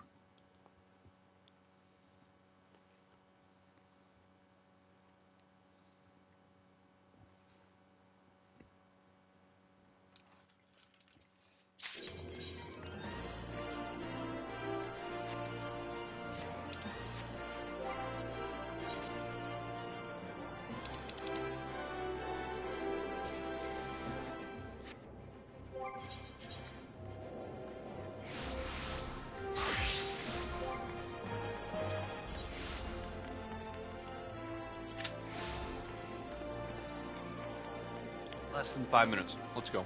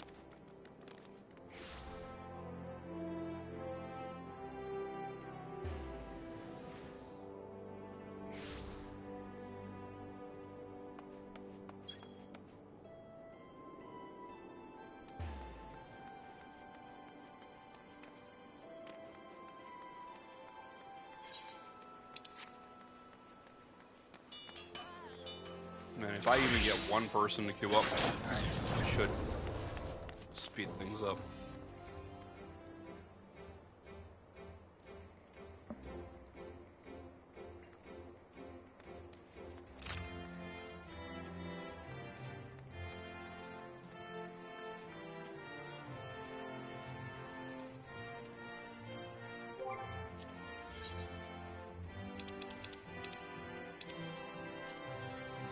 I haven't done my 50, my leveling, my trial. The only thing I've done today is guild highs.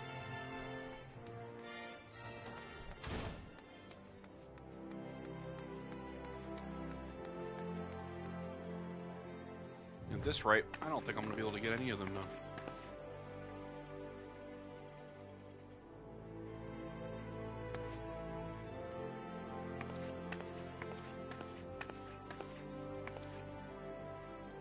Kind of like that top, that jacket there.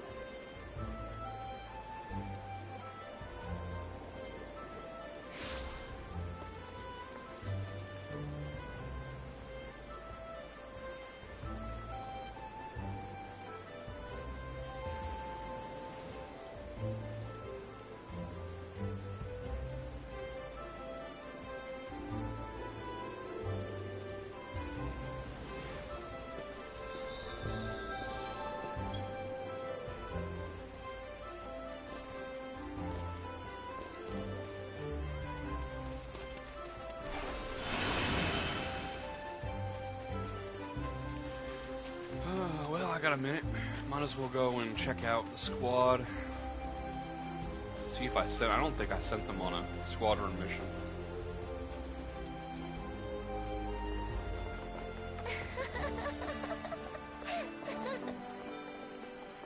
It's an interesting looking weapon.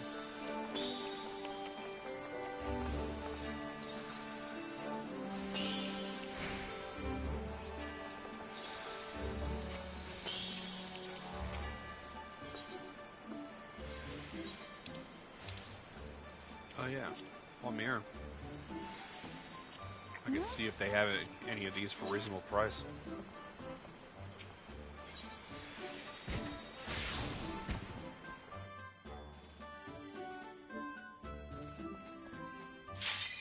Oop. No way. Wonder if somebody actually saw that and went, you know, let's help this guy out, or if it was random.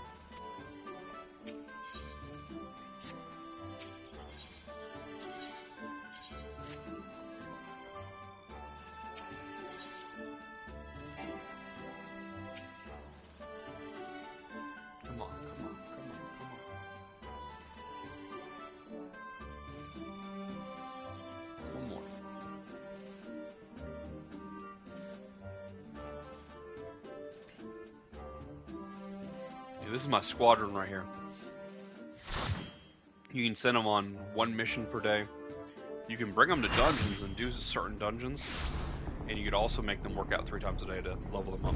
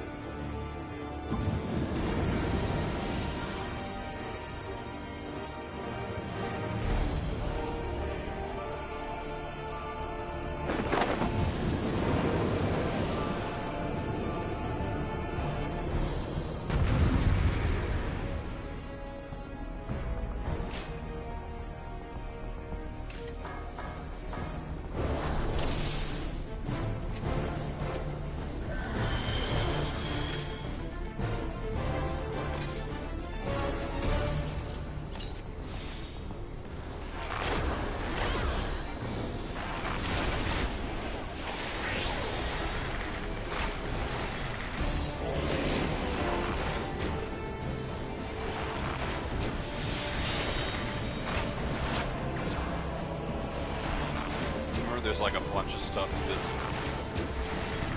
this one, like dodging stuff, destroying certain things, getting minions, running into, alternating.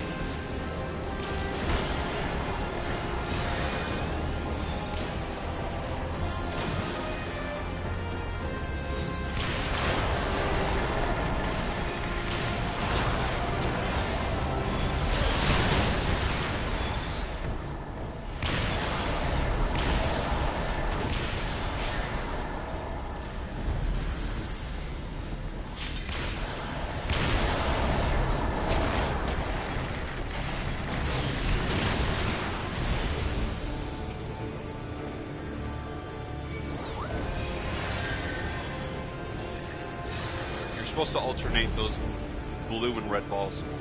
If you don't, you take a really heavy hit. Each hit gets even harder.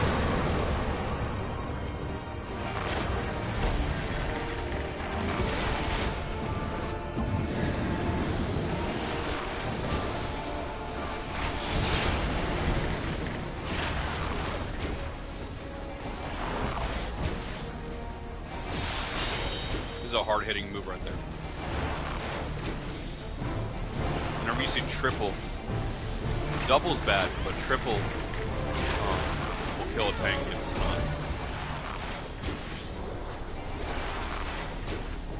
If you use like tank cooldowns and healer cooldowns and stuff, that triple right there, that's a big hit.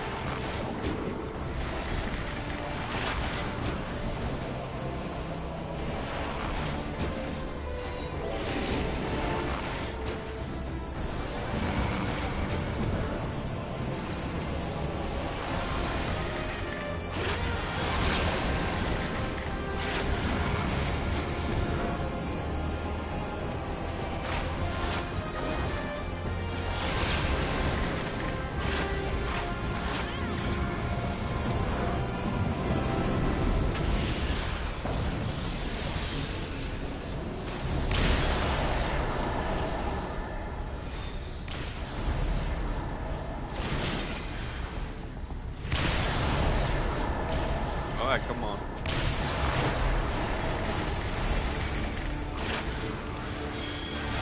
I could really use, there we go, heal.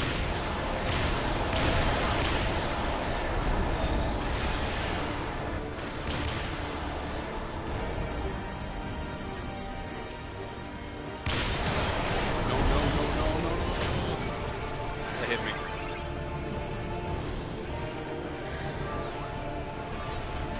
We got triple limb break here.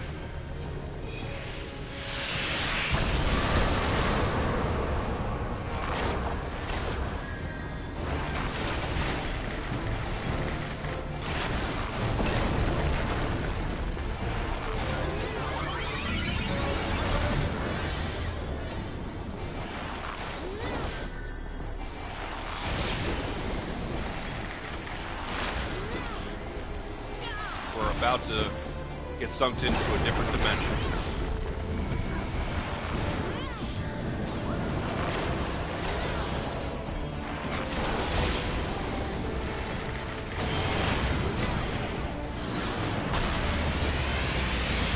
And at that point, the new tank that said he's new, I really hope he knows he has to use Holy Ground. There's a big attack, and he has to tank it. And it will kill you if you don't use the immortality ability.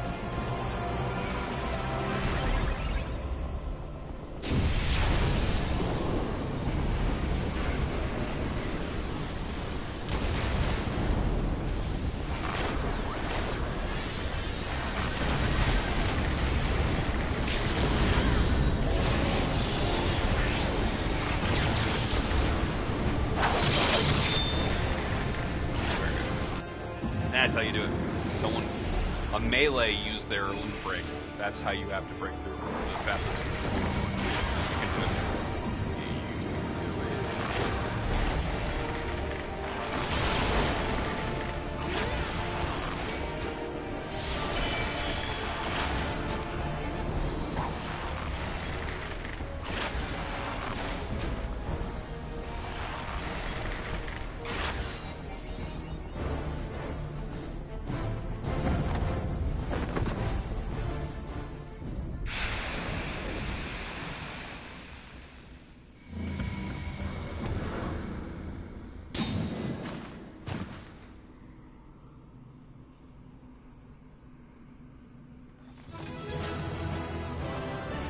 these fine people right here helped me complete the mission.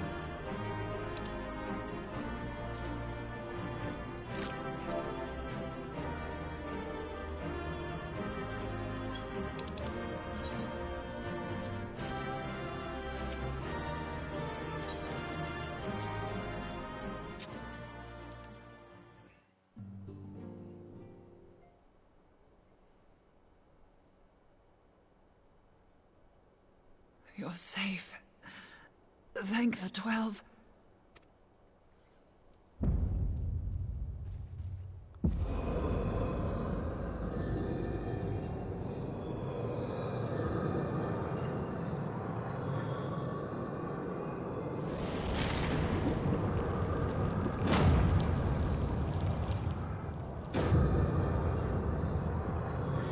You may have bested me this day, but what of the next?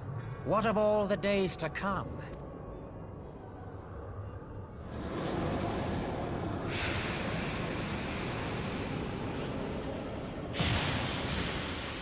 Remember, light no longer holds sway here. I may return whensoever I wish, again and again and again. Eventually, you will falter, and the staff will be mine. Until next time, Scions.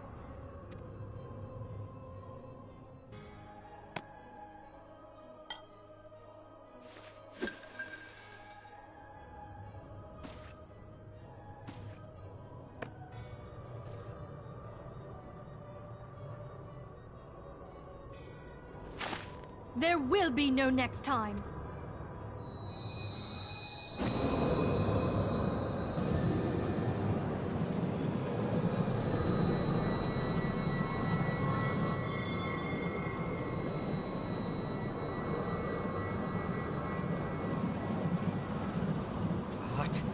What trickery is this? No. No! Cannot!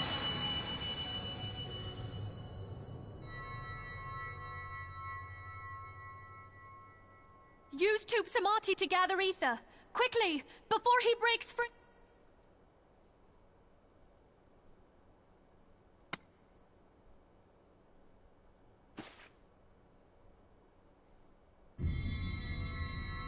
Concentrate. Call to mind the time you struck down La Habrea with the blade.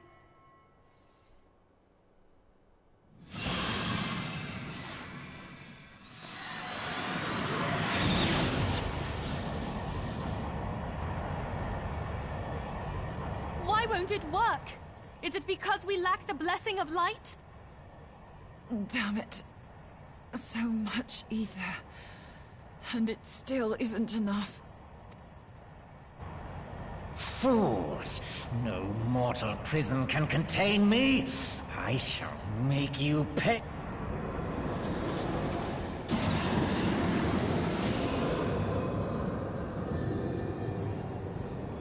Please, Mother Heidelin, hearken to our plea. Lend us your divine light. Why can you not hear us? Do our words no longer reach you?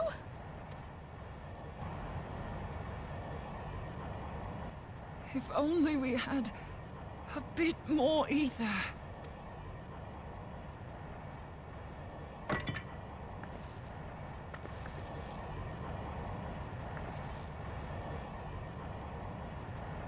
Moonbreeder, what are you doing?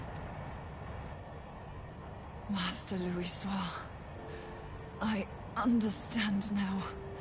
The choice you made in death. There is life. Farewell, Urianger. You daft old coot.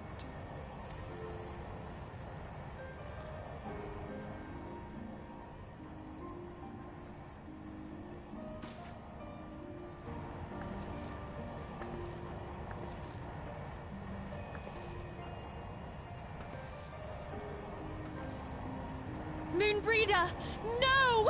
You mustn't!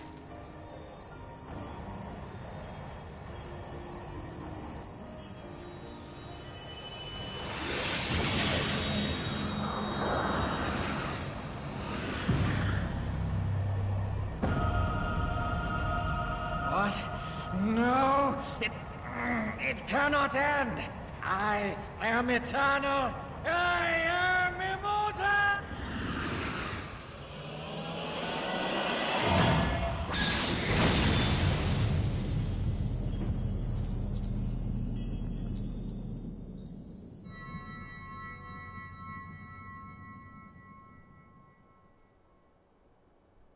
Moonbreeder.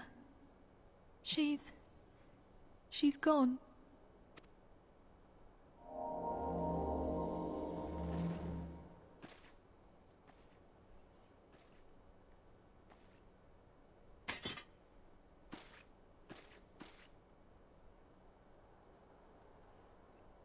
You did it, my friend.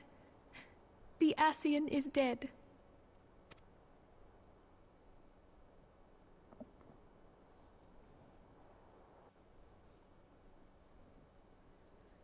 This device is a legacy of Moonbreeder's toils and sacrifice. I shall hold on to it for safekeeping. Minfilia, are you all right? You guys are very late. I am. Oh, we were surveying northern Thanalan when we received the distress call. We returned as swiftly as we were able. It seems you have everything in hand, however. What happened here? Where is Moonbreeder?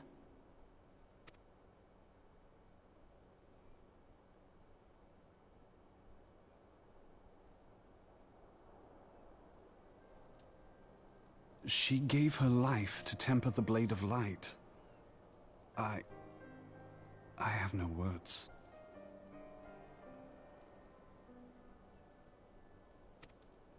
Rather than await the inevitable, she took her fate into her own hands. Does Urianger know?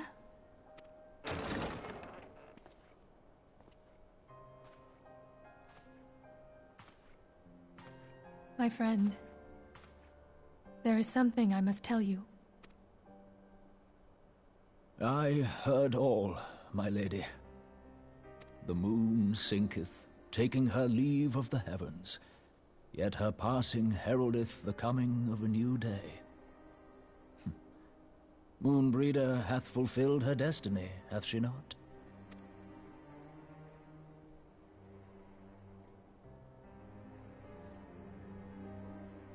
Long ago, far across the seas in the Sharlayan motherland, Moonbreeder and I did study under the sage tutelage of Master Louisoix. Full oft did he impress upon us that knowledge existeth to serve the greater good. This sentiment, however, was contrary to the nation's policy of neutrality, which censured intercedence in the affairs of foreign lands. In spite of vehement opposition, he founded the Circle of Knowing, and journeyed hither to the heart of Eorzea. Through his noble sacrifice, was the realm spared its doom. Yet this great soul, whom all should rightly have honored, was branded a pariah in his own land. His peers did accuse him of forsaking his duty as a man of learning, and of meddling in the course of history. When he left Sharlayan behind, Master Louisoix gave no word to signal his intent to Moonbreeder. Close as they were, as master and disciple, she was deeply wounded by the sudden exclusion from his confidence. Above all, however, she was confused. Try as she might, she could ill comprehend her master's motive. The slanders that were heaped upon him after his passing served only to inflame the turmoil within her. For years upon end, she knew not what to believe. Torn as she was twixt the man whom she revered and the man who forsook her and his duty both. The Louisoix I knew would never forsake his duty, much less one of his own. This I know full well, my lady. 'Twas not for want of love that Master Louis Soir hid his intent. He but desired that Moonbreeder discover her own path, free of the shadow of his influence. Long did I contemplate revealing the truth to her, and long did I hold my peace. After all, was it not Master Louis Soir's wish that she come to the truth unaided? I told myself it was, and resolved to let her suffer. Knowingly did I deny my friend the comfort she craved. And now she hath gone to her rest, with doubt still in her heart.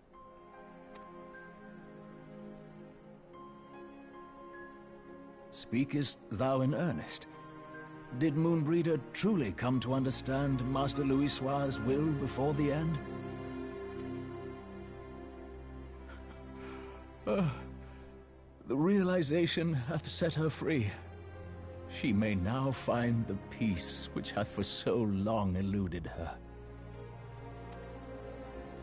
Oh, Moonbreeder, my dearest, how I shall miss thee. Moonbreeder gave her life that we might possess the means to defeat the Ascians. Her sacrifice must not be in vain. Let us continue her work on the Blade of Ether and see it to completion. My lady, I would mourn Moonbreeder in mine own way. I beg your permission to return to the Waking Sands. Of course, my friend. Take all the time you require. We shall be here should you have need of us.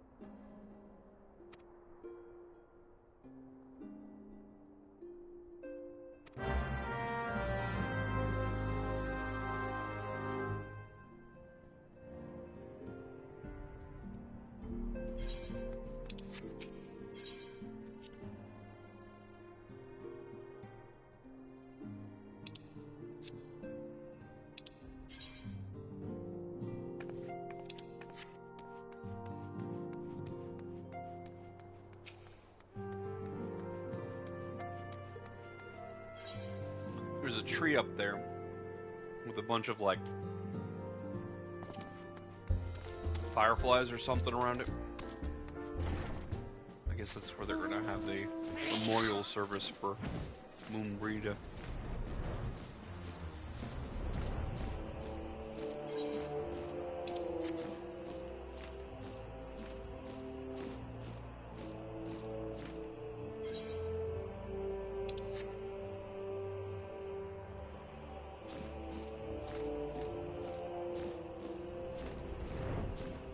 I've never noticed that one lone tree that you can't even go to.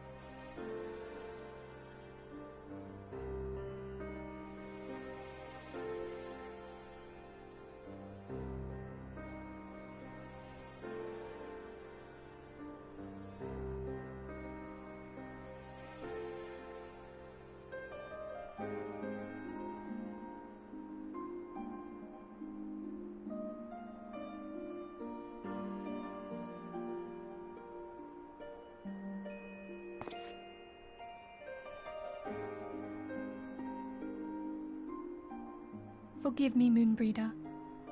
Had I been quicker or wiser, but I was not, and you paid the price. But you would not suffer us to wallow in our sorrow, would you? You would tell us to pick ourselves up and get on with it. And so we shall. We shall defend this realm and her people to the last.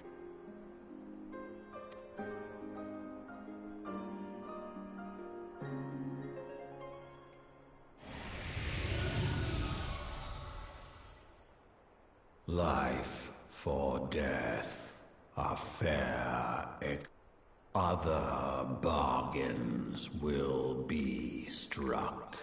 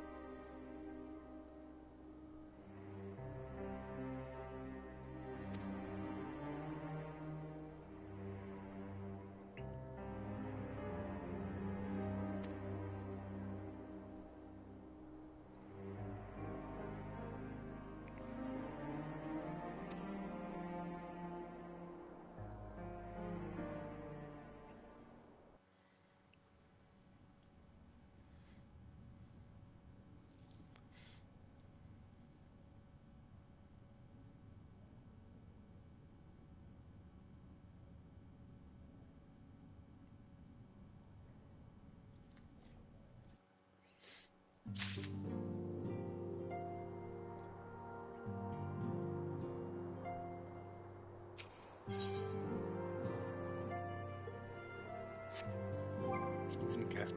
Time to head back to the to my server.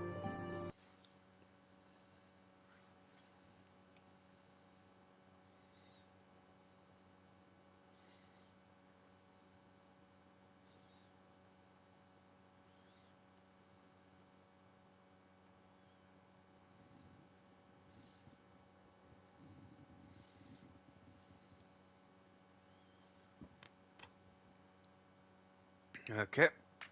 Give it a moment. Need another Reese's while we wait.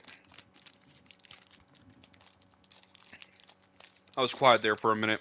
I had to use the salt of my tears to eat some tortilla chips. I do find it a bit lame that they had to bring a new character in, start building her up, and kill her off right away. If they really wanted to get an emotional response, they should have killed a character that was around for a while.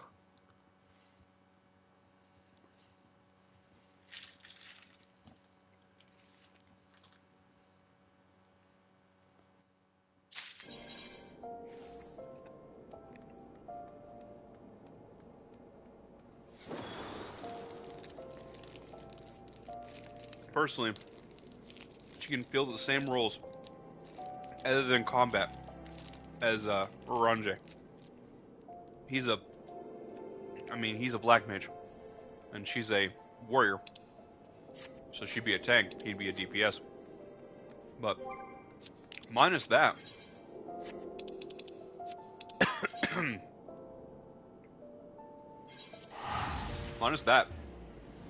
she's physically stronger. She's still a tall character. She's new. She has a better personality than he does. And she's also highly intelligent and understands how Aether works, just like Orange. They had the same master and a very similar knowledge base. So,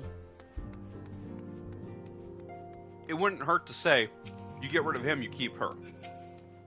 Okay? That pulls your heartstrings a little bit more, because you have a character who's been around for a while that dies. Instead of a character that's been around for like 4 hours, like 3 cutscenes, dies.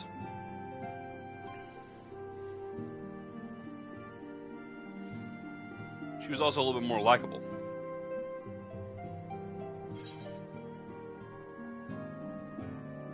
Orange kind of picks up halfway through Shadowbringer. And then he has some minor roles in Endwalker. Other than that, he's a side character.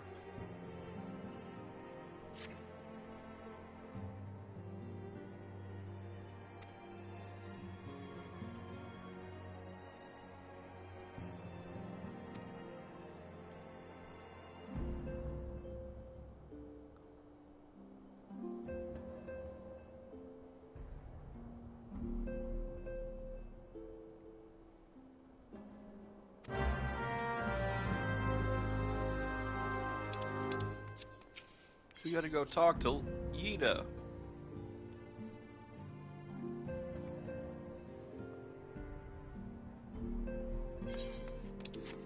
She thinks she's sad now. Nate, wait until the next post storyline.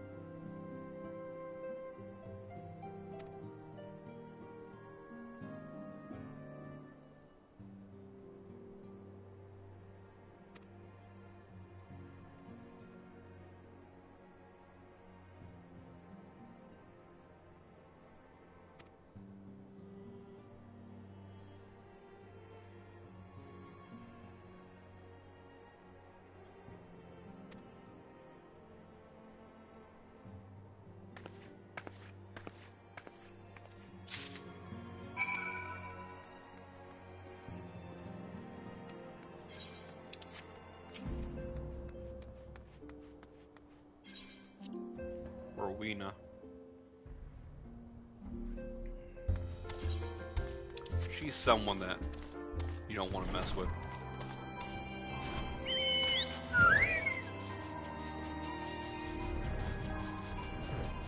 She secretly runs this entire market. She has the endgame gear in like every zone, basically. Heck, she secretly, a lot of people don't know this, you'll find out later, like 300 missions from now, she secretly has a basement full of children that are all orphans making her gear and all kinds of stuff. Just throwing that out there. Not part of the main storyline. But if you read all the side stuff, you talk to some of the side characters in this town and in the other one, Old Shangri-La. If you go and talk to people there, yeah, it's pretty not okay.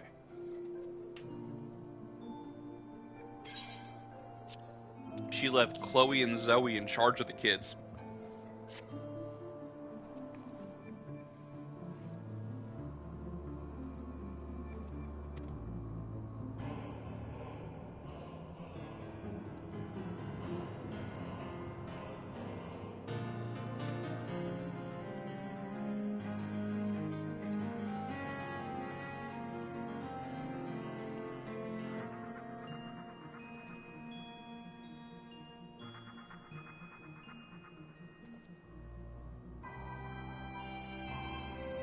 Leave her mask alone.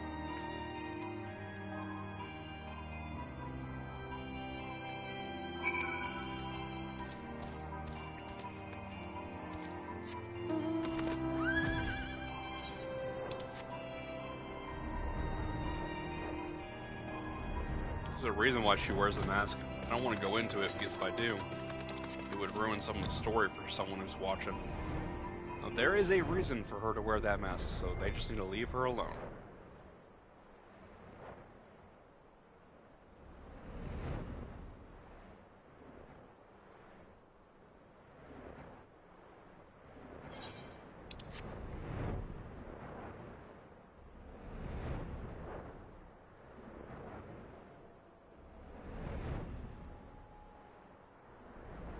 I'm so thankful they added flying to this post-game stuff.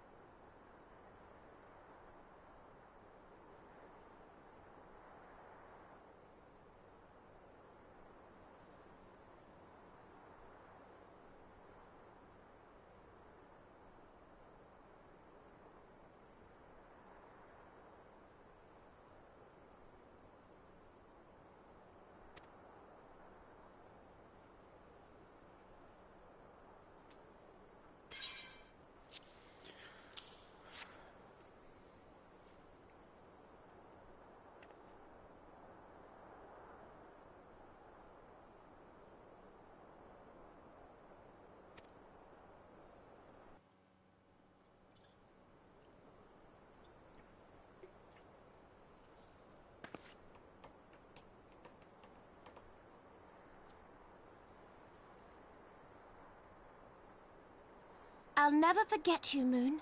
None of us will.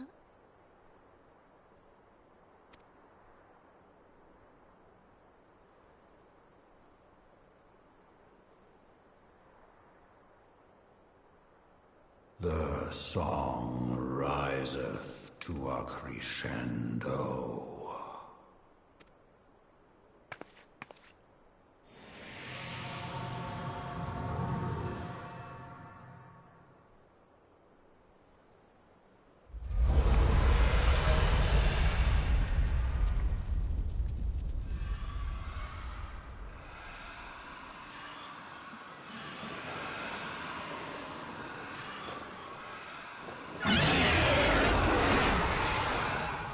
Is that what I think it is? Hello, can you hear me? We have received grave tidings from Ishgard. Pray return to the Rising Stones at once.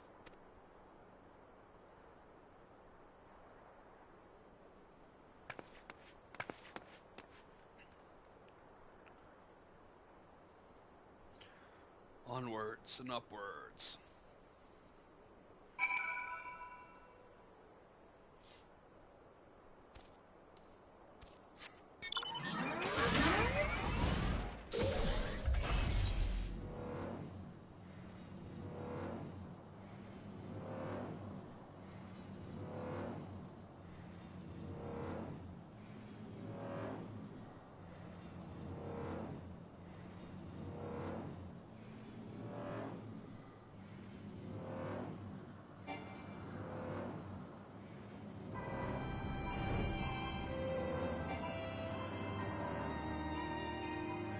Interesting.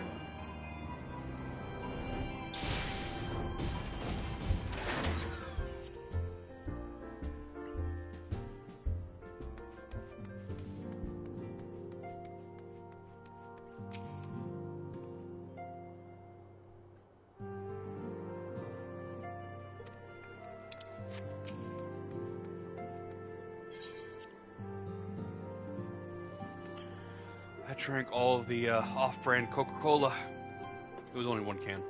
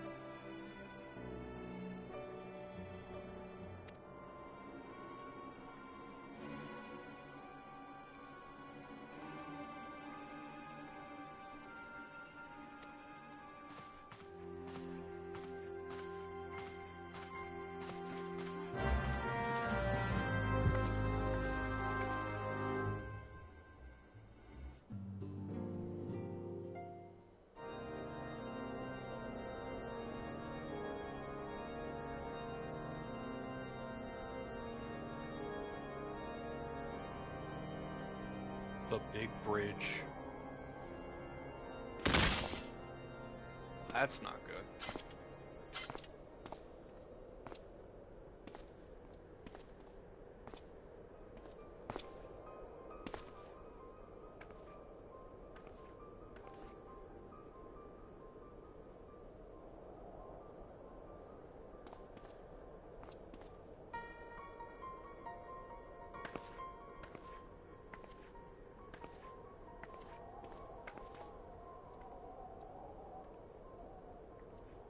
The sons must answer for their father's misdeeds. Only then will the cycle be broken.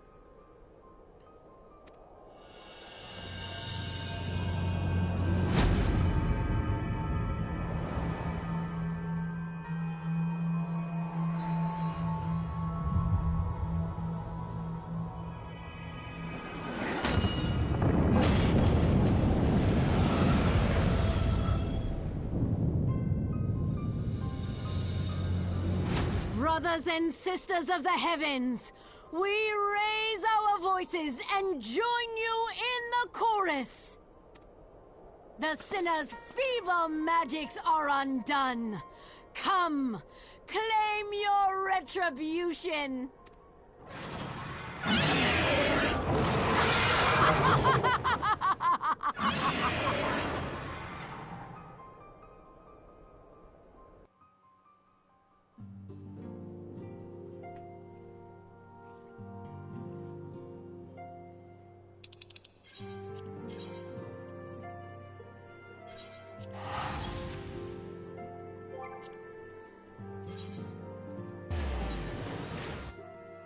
Still got 15 minutes left.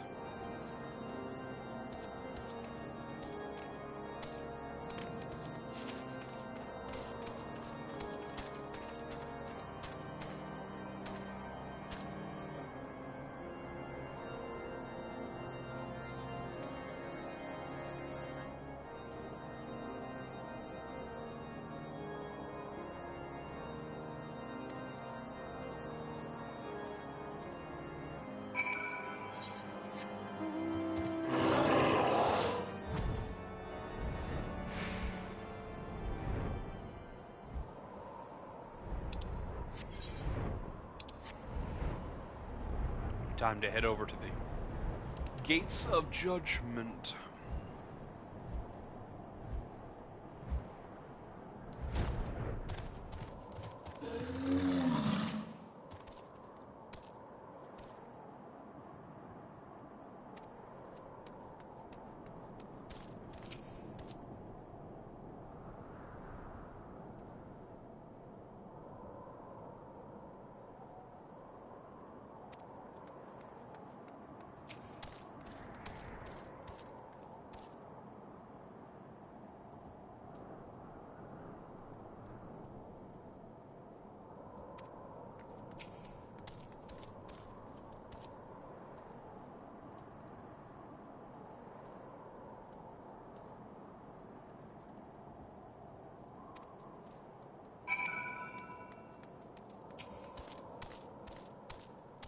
Basically, they just told us what happened during the cutscene, sort of.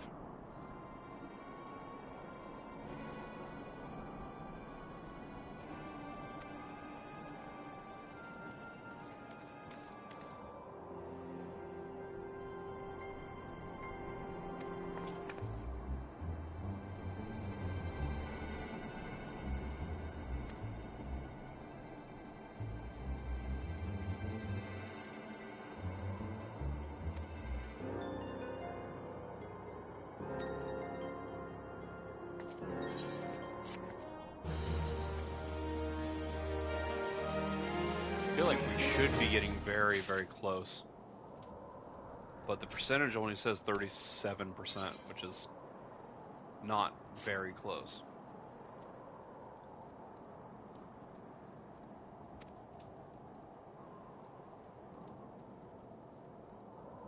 That's his name. Harch. No wonder I couldn't remember it. I can't even say it. So Amric is easy enough to say, but Herchafont?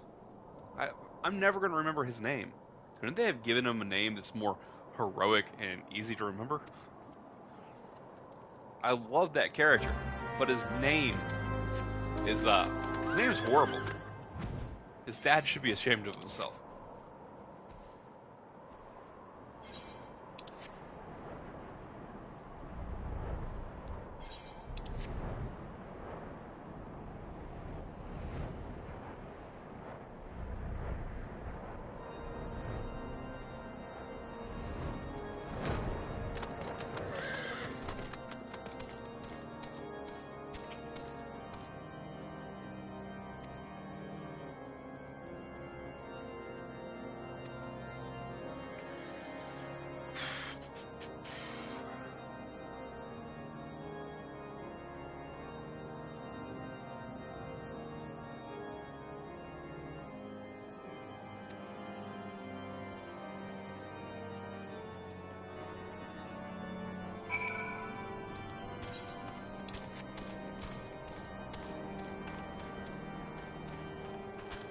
Dinner party. Woo.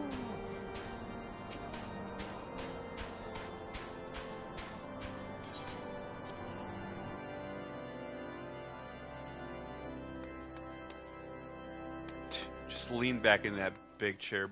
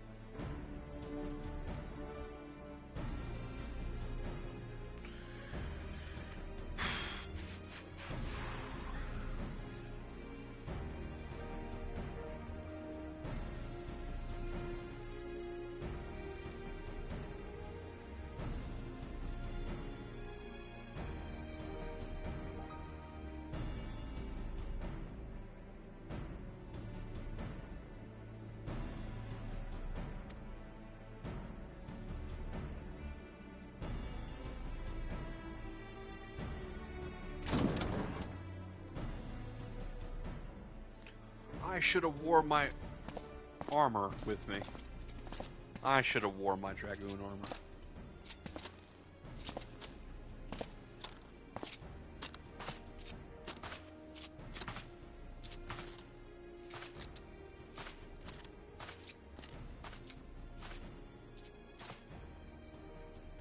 Also, I wish my armor looked like his armor. Mine's more blue with some highlights on it, and the stomach is just open, which is weird.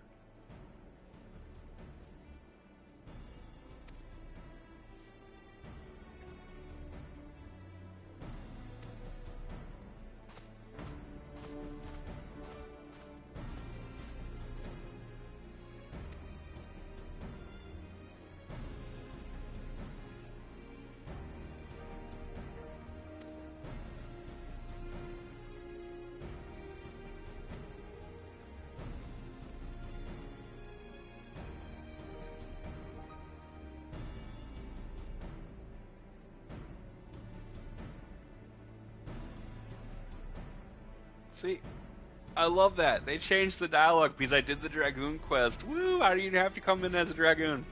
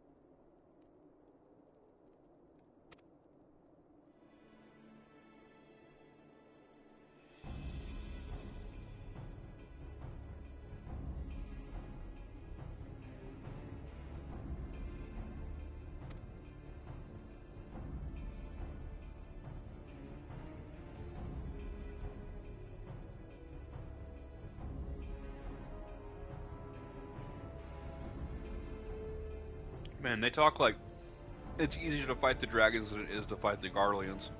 They seem to be a little bit confused on their power.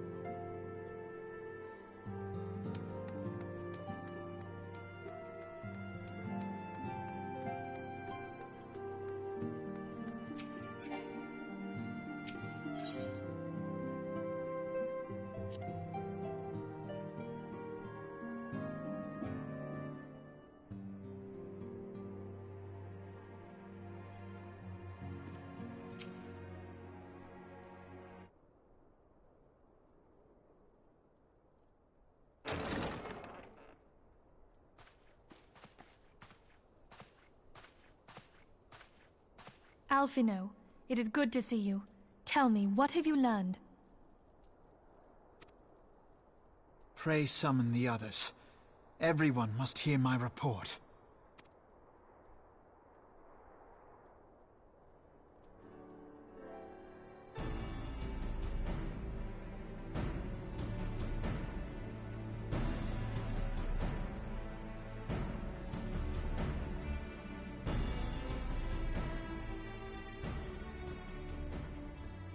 So this was all but a taste of what's to come.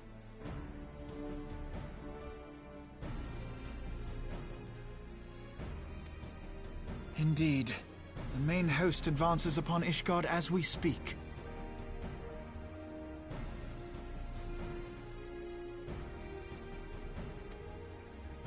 Whose vaunted defenses have been nullified. shorn of its wards, the city will bear the full force of Nidhogg's fury. All those people. Alphinaud is right. The Dravanians cannot be allowed to prevail.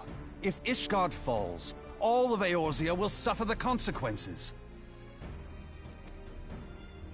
Then you agree that we have no choice but to intervene.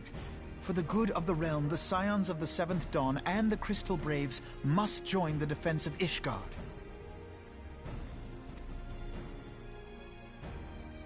Let there be no ambiguity about what has been proposed. We would be directly intervening in the war.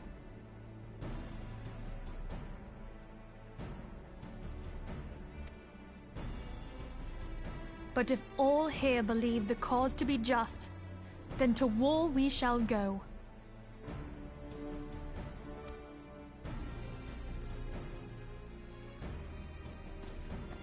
The path we now embark upon is perilous, but I pray you will walk with us to the end.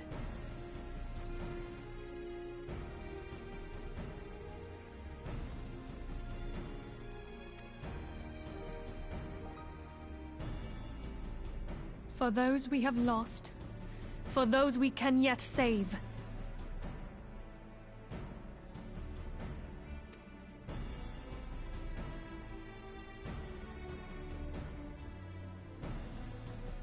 Then it is settled. I shall inform the Council of our intentions, and request that they contribute their own forces to the defense of Ishgard.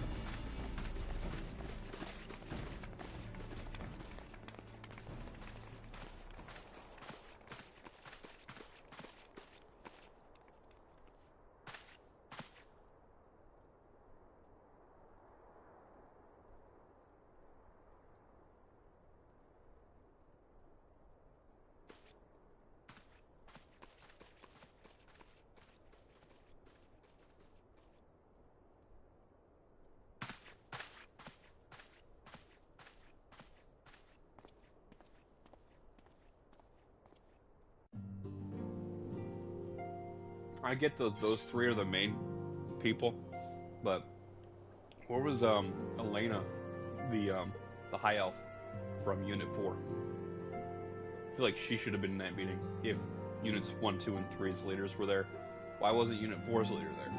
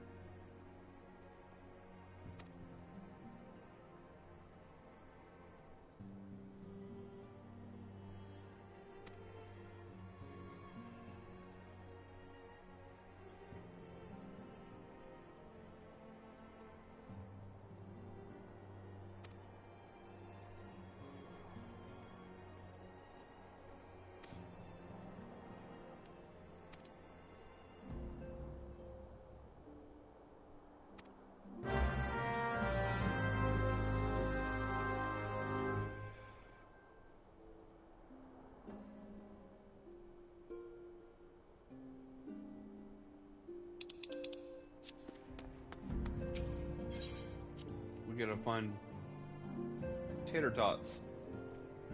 These are potatoes.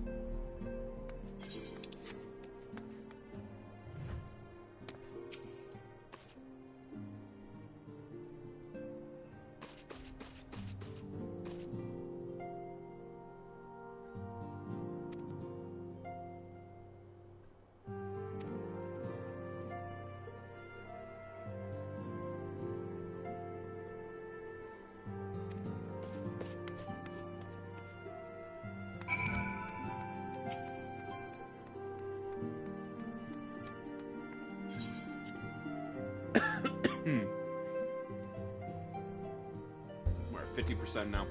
Done with the this arc.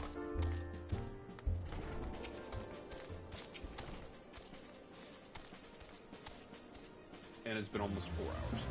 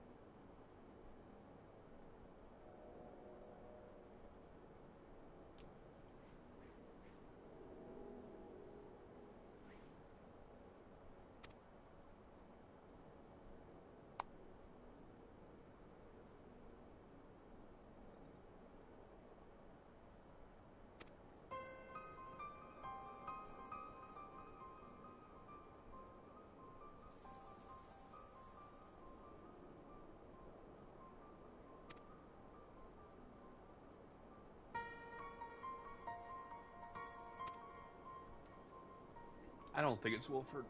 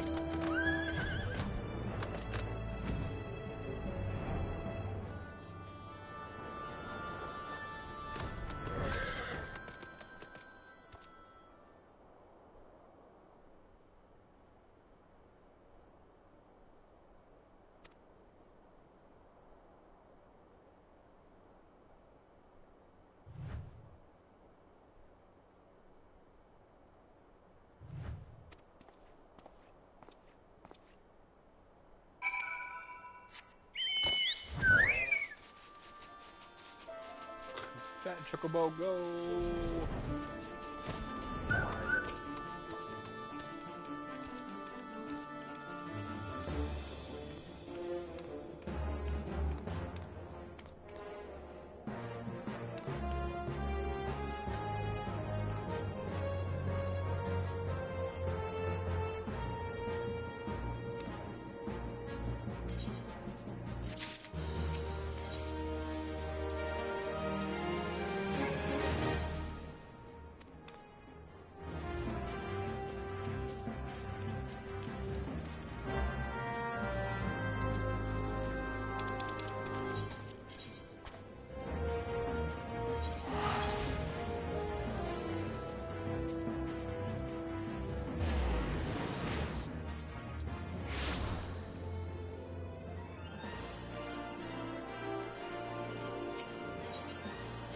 We're up to the...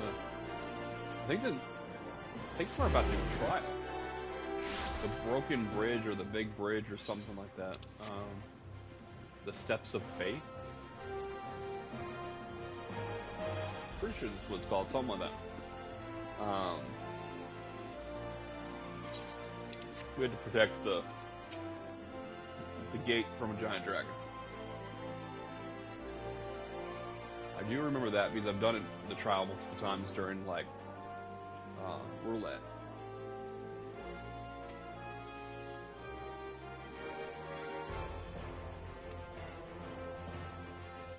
I wish I had another soda or a monster or a NOS. Full throttle.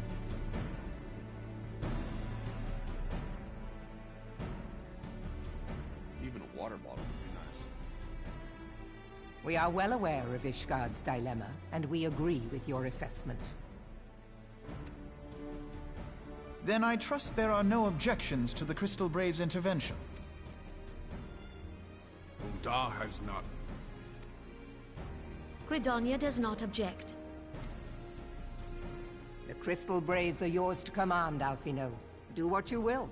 We shall pray for your success. It was my hope that you would offer more substantial aid than prayer. I know it is within your means.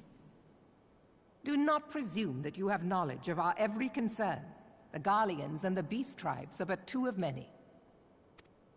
We are not in a position to contribute greatly to the defense of Ishgard, not when our own homes are still under siege.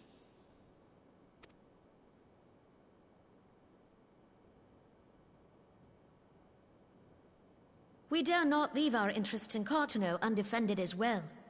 Telegi Adalegi and his ilk would seize control of the territories in our absence. Whoa. They're in Uldan and she just said that out loud.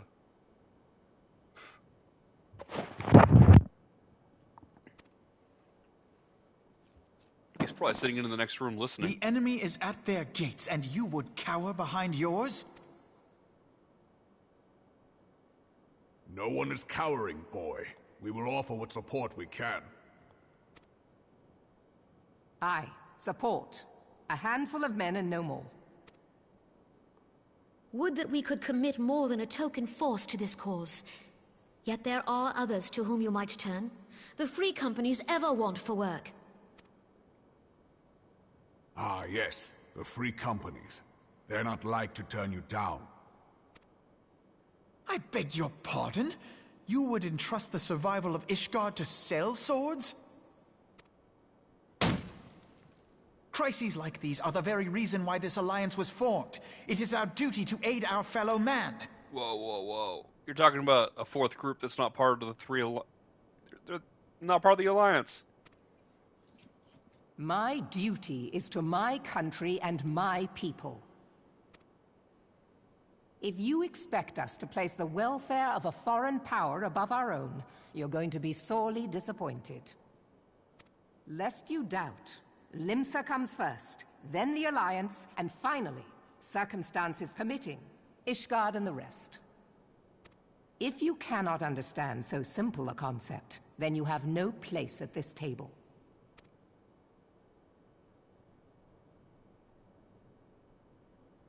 Forgive me, Admiral. I was...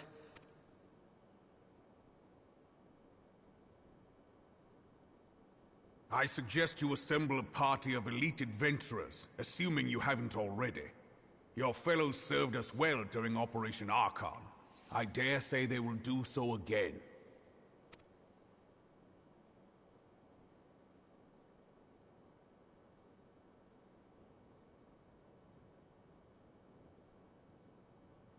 If I may, Your Grace, I wish to propose a redistribution of forces.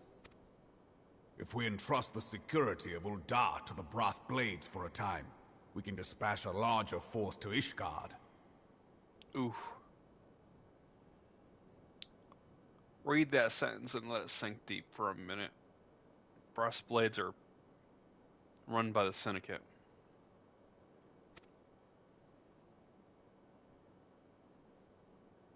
Your Grace?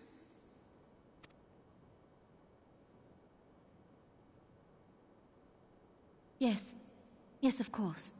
Do what you will.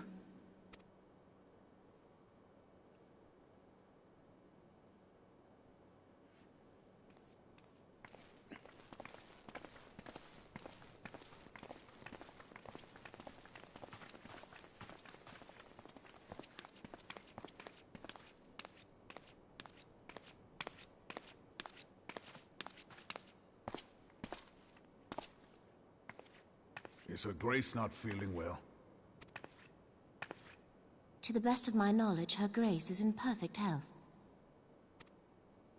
I see. Carry on.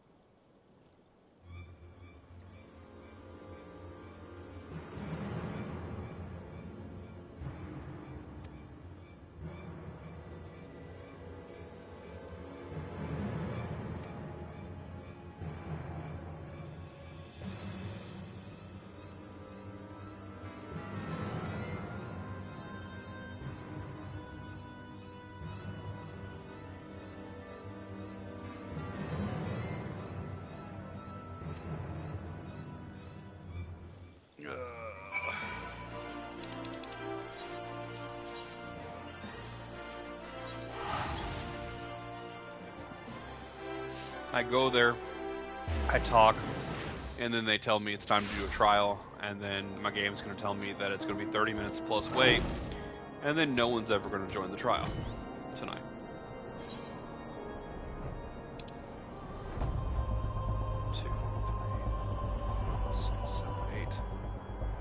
So there's 9 more quests.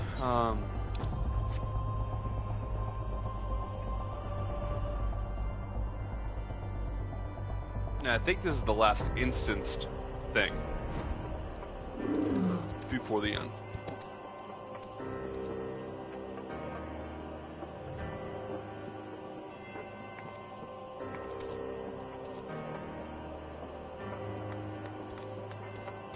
Oh. What is this?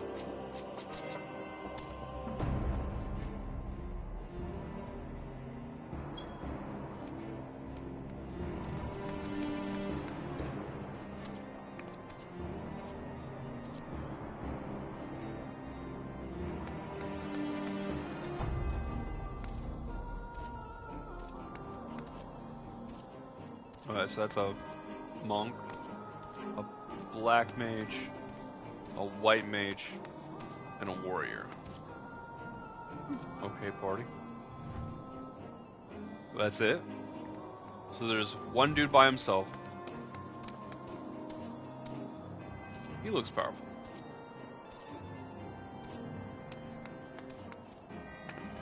Actually, looking at him, I'm pretty sure he's a white mage? Yep, he's definitely a white mage. So we got 2 white mages, a black mage, a monk, and a warrior, and then some unnamed Scion Braves.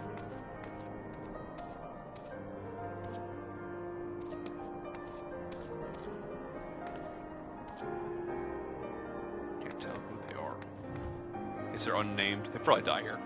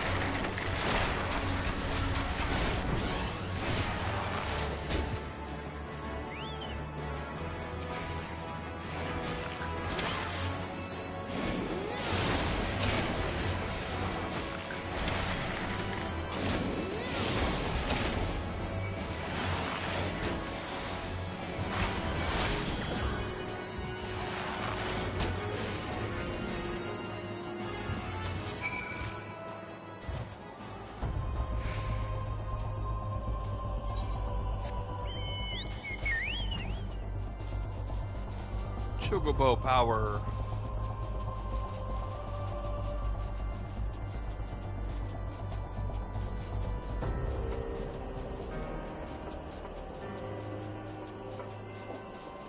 Just sneaking in right there.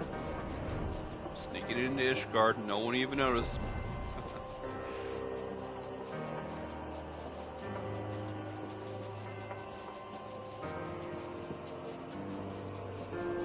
Guess I gotta go up.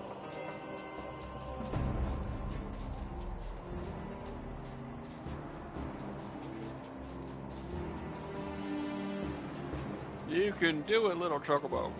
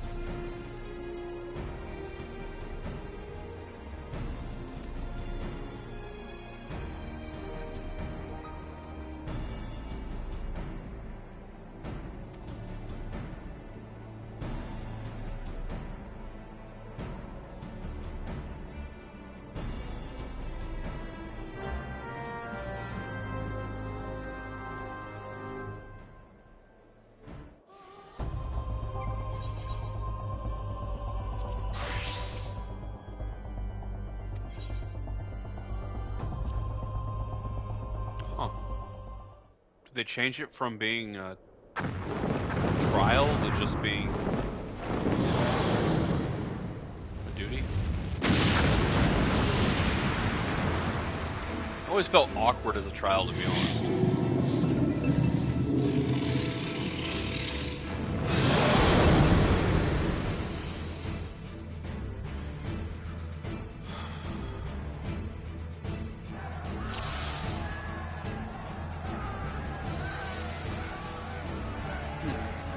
Could have played anything. I didn't need to be on bar.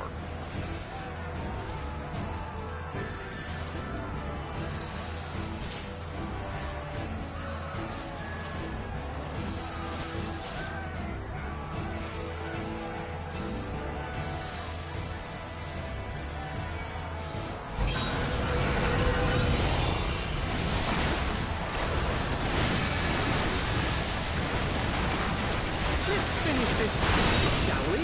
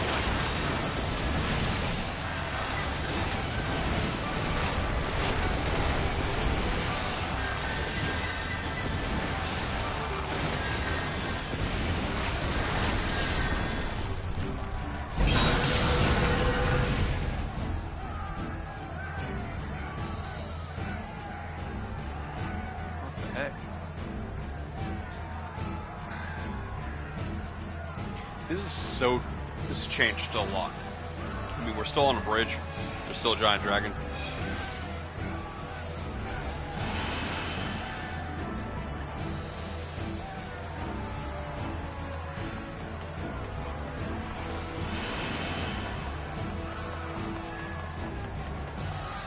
Aoife! To me!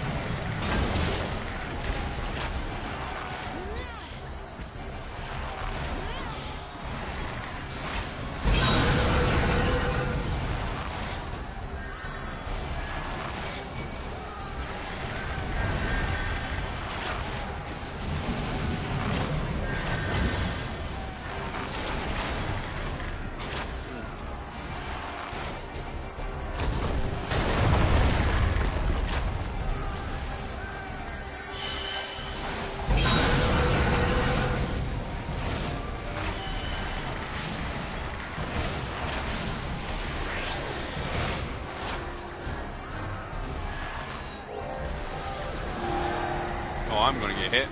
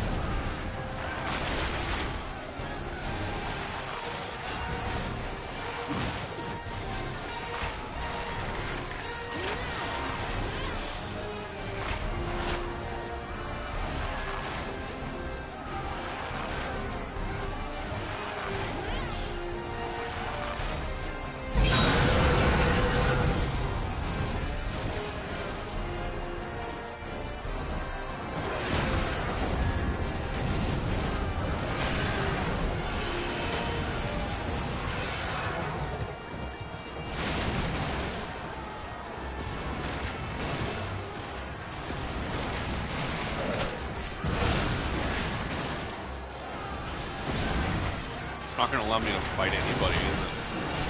What's going on?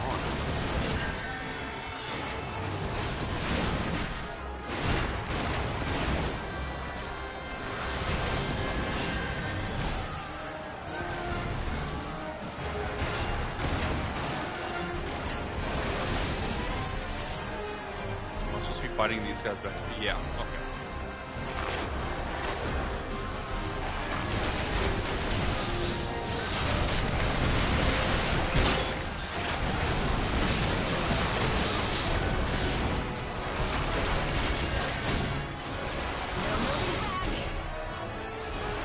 Get out of the red circle.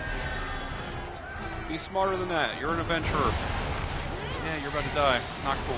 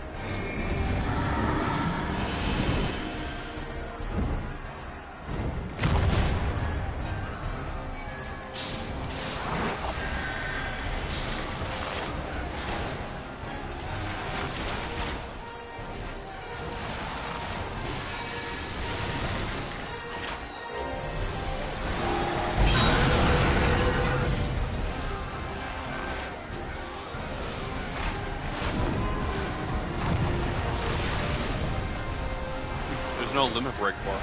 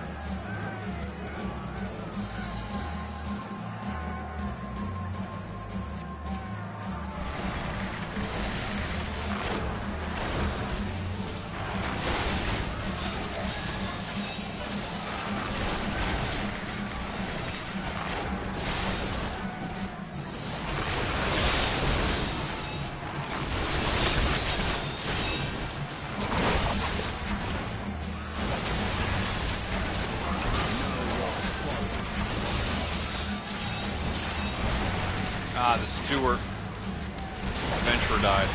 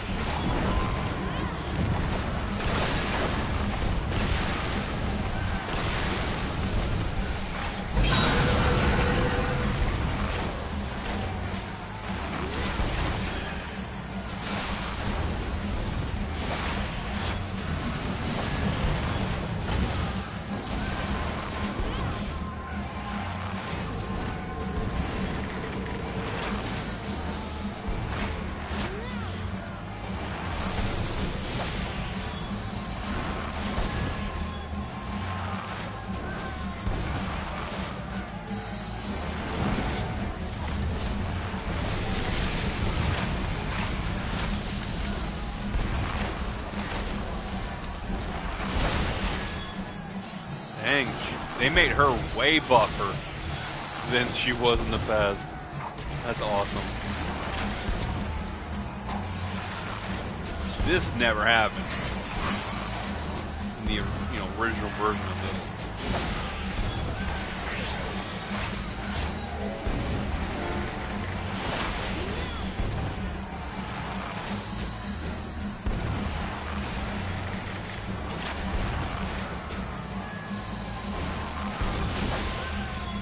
They also took away our cannons.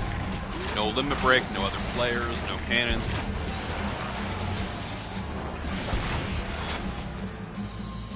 And it was 4 layers thick instead of 3 this time.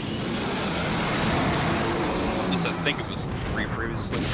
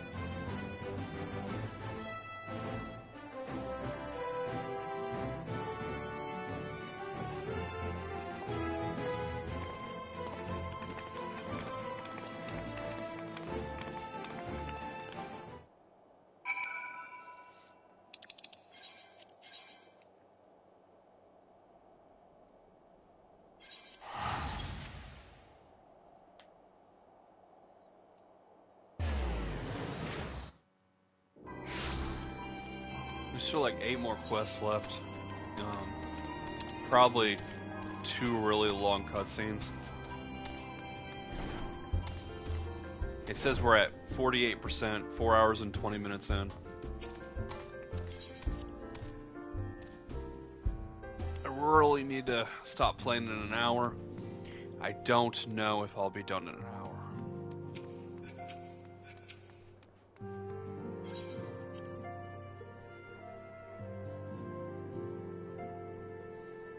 I also would really like to do my dailies.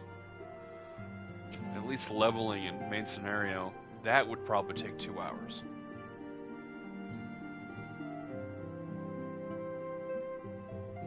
Yeah, one day without doing it won't hurt me.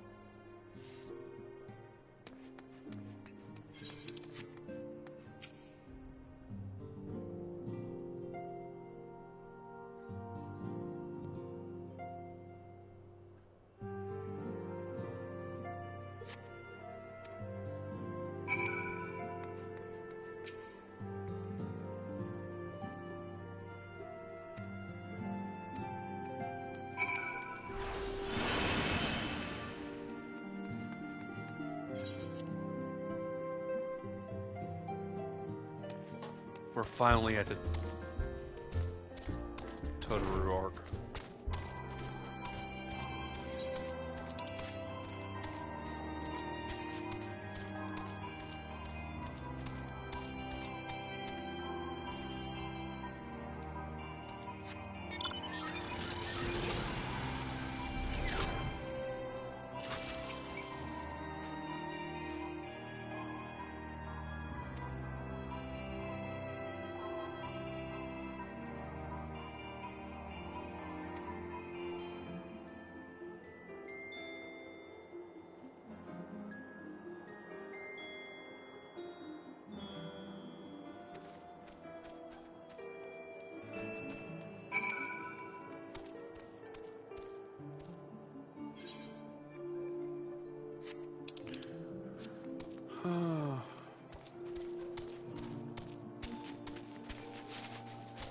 She's discontent with her job. I know that feeling. I think a lot of people know that feeling.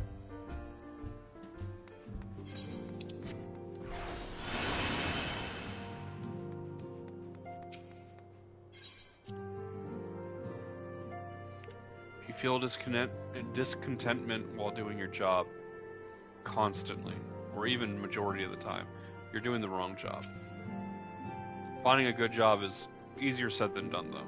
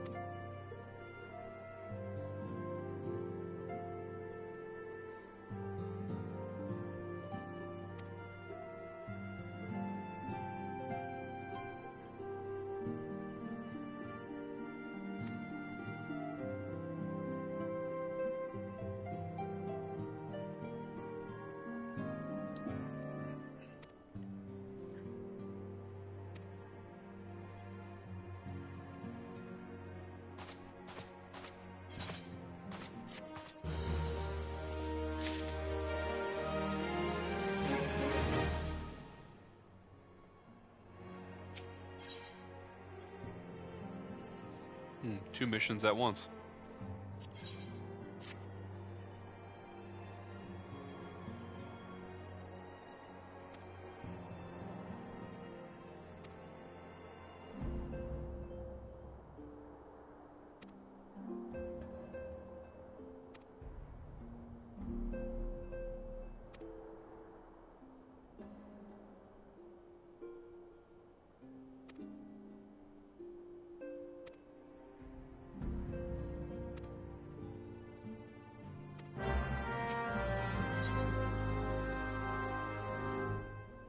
Okay, we're taking a short little break. Give me about 5 minutes. I'm gonna grab another drink, go to the bathroom. I'll be back.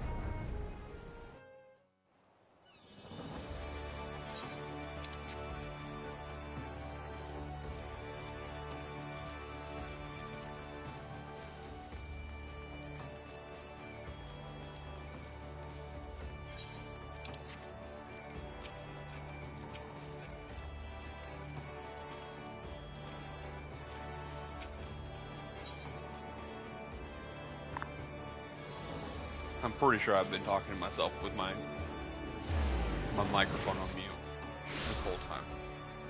That's great. First, my controller died while I was gone. My mic was on mute the whole time I've been back. I was just saying that Totoro shouldn't blame us. She said our face made it look like she should quit or something.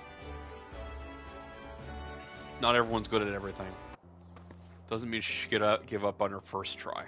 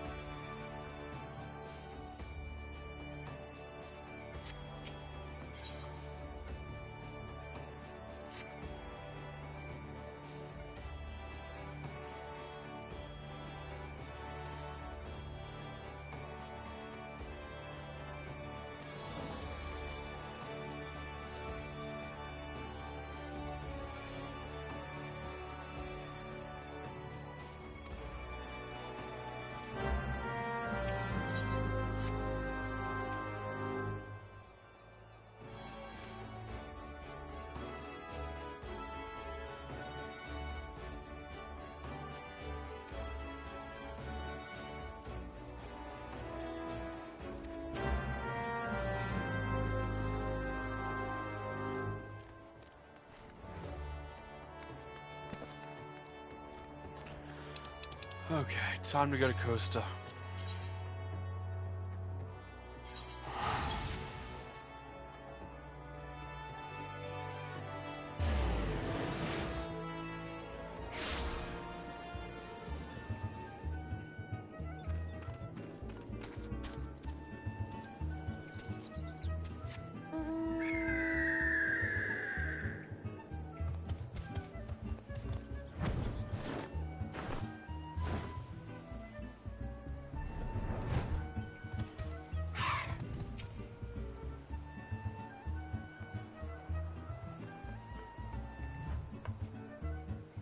What are you doing?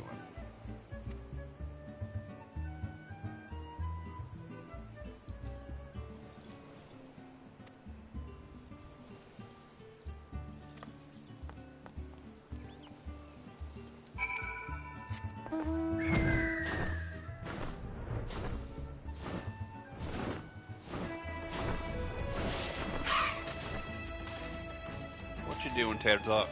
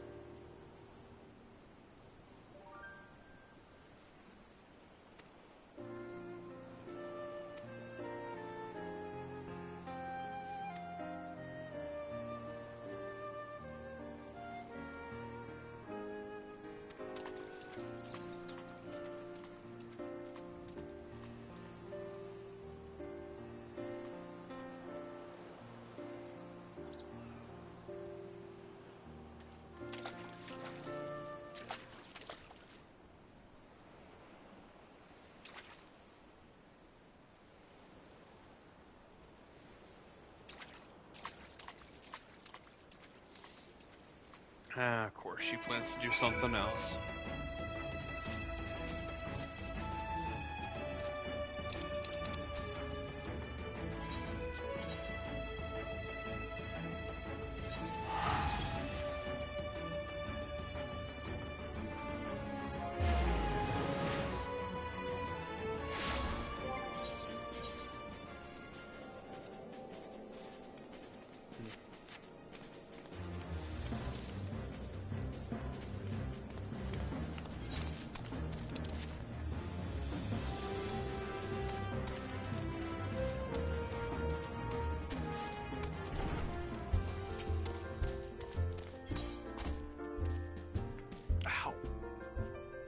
My shoulder.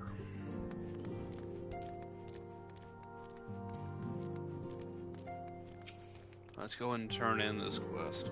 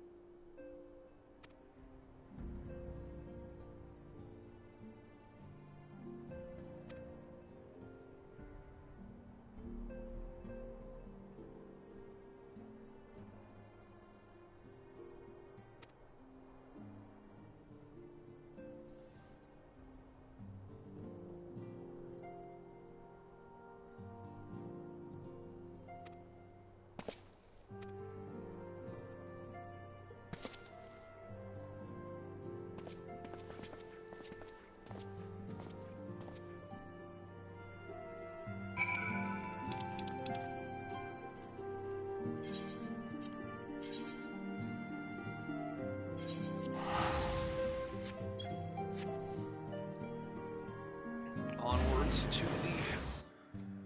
the Southern Shroud. 2, 3, 4, 5, 6. Looks like there are 6 quests left, if you include this one. Let's mend our gear while we're here. Love that.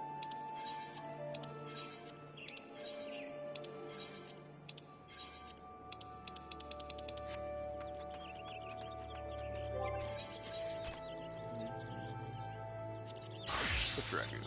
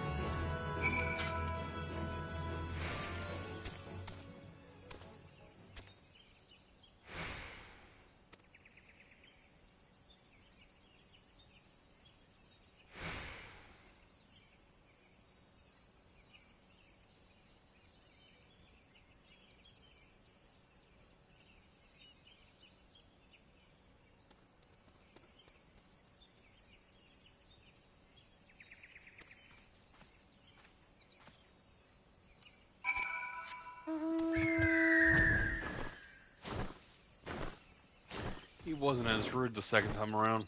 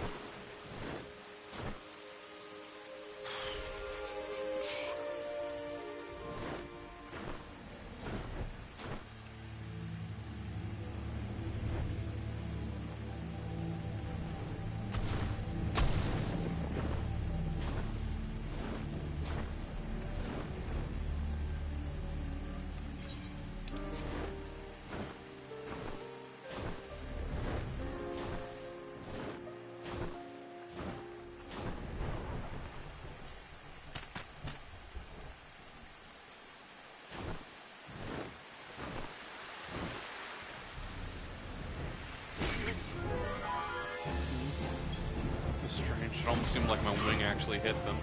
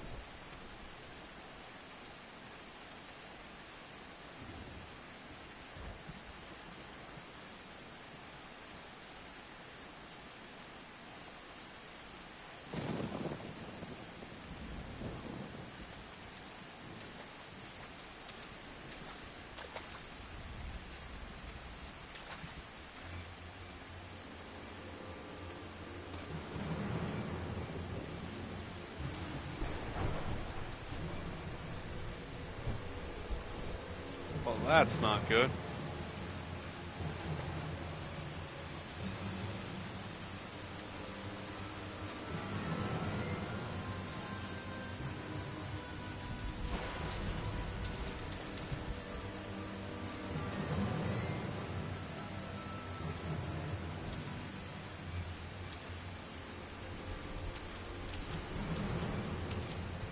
He was Wilford.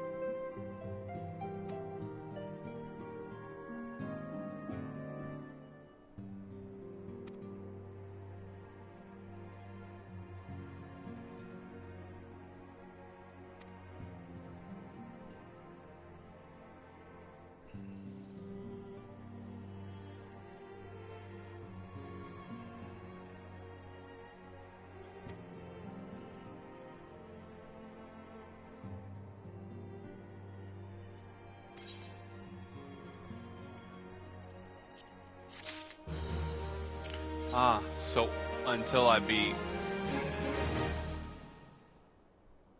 This is different. You didn't have to do the Crystal Tower.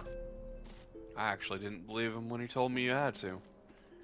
Because I didn't have to do the Crystal Tower until I was ready to go into Shadowbringer. At the end of... It would not let me finish Stormblood. Post Stormblood, the final mission, would not finish. Same situation. Until I beat all of the Crystal Tower series. Which, I only have one more Alliance raid left. Okay.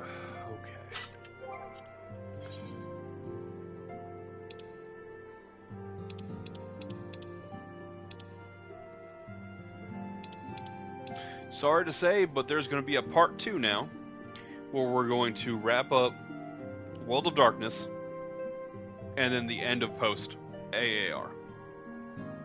That will not be tonight. It is too late to be doing all of that. We're very close to the end, though. I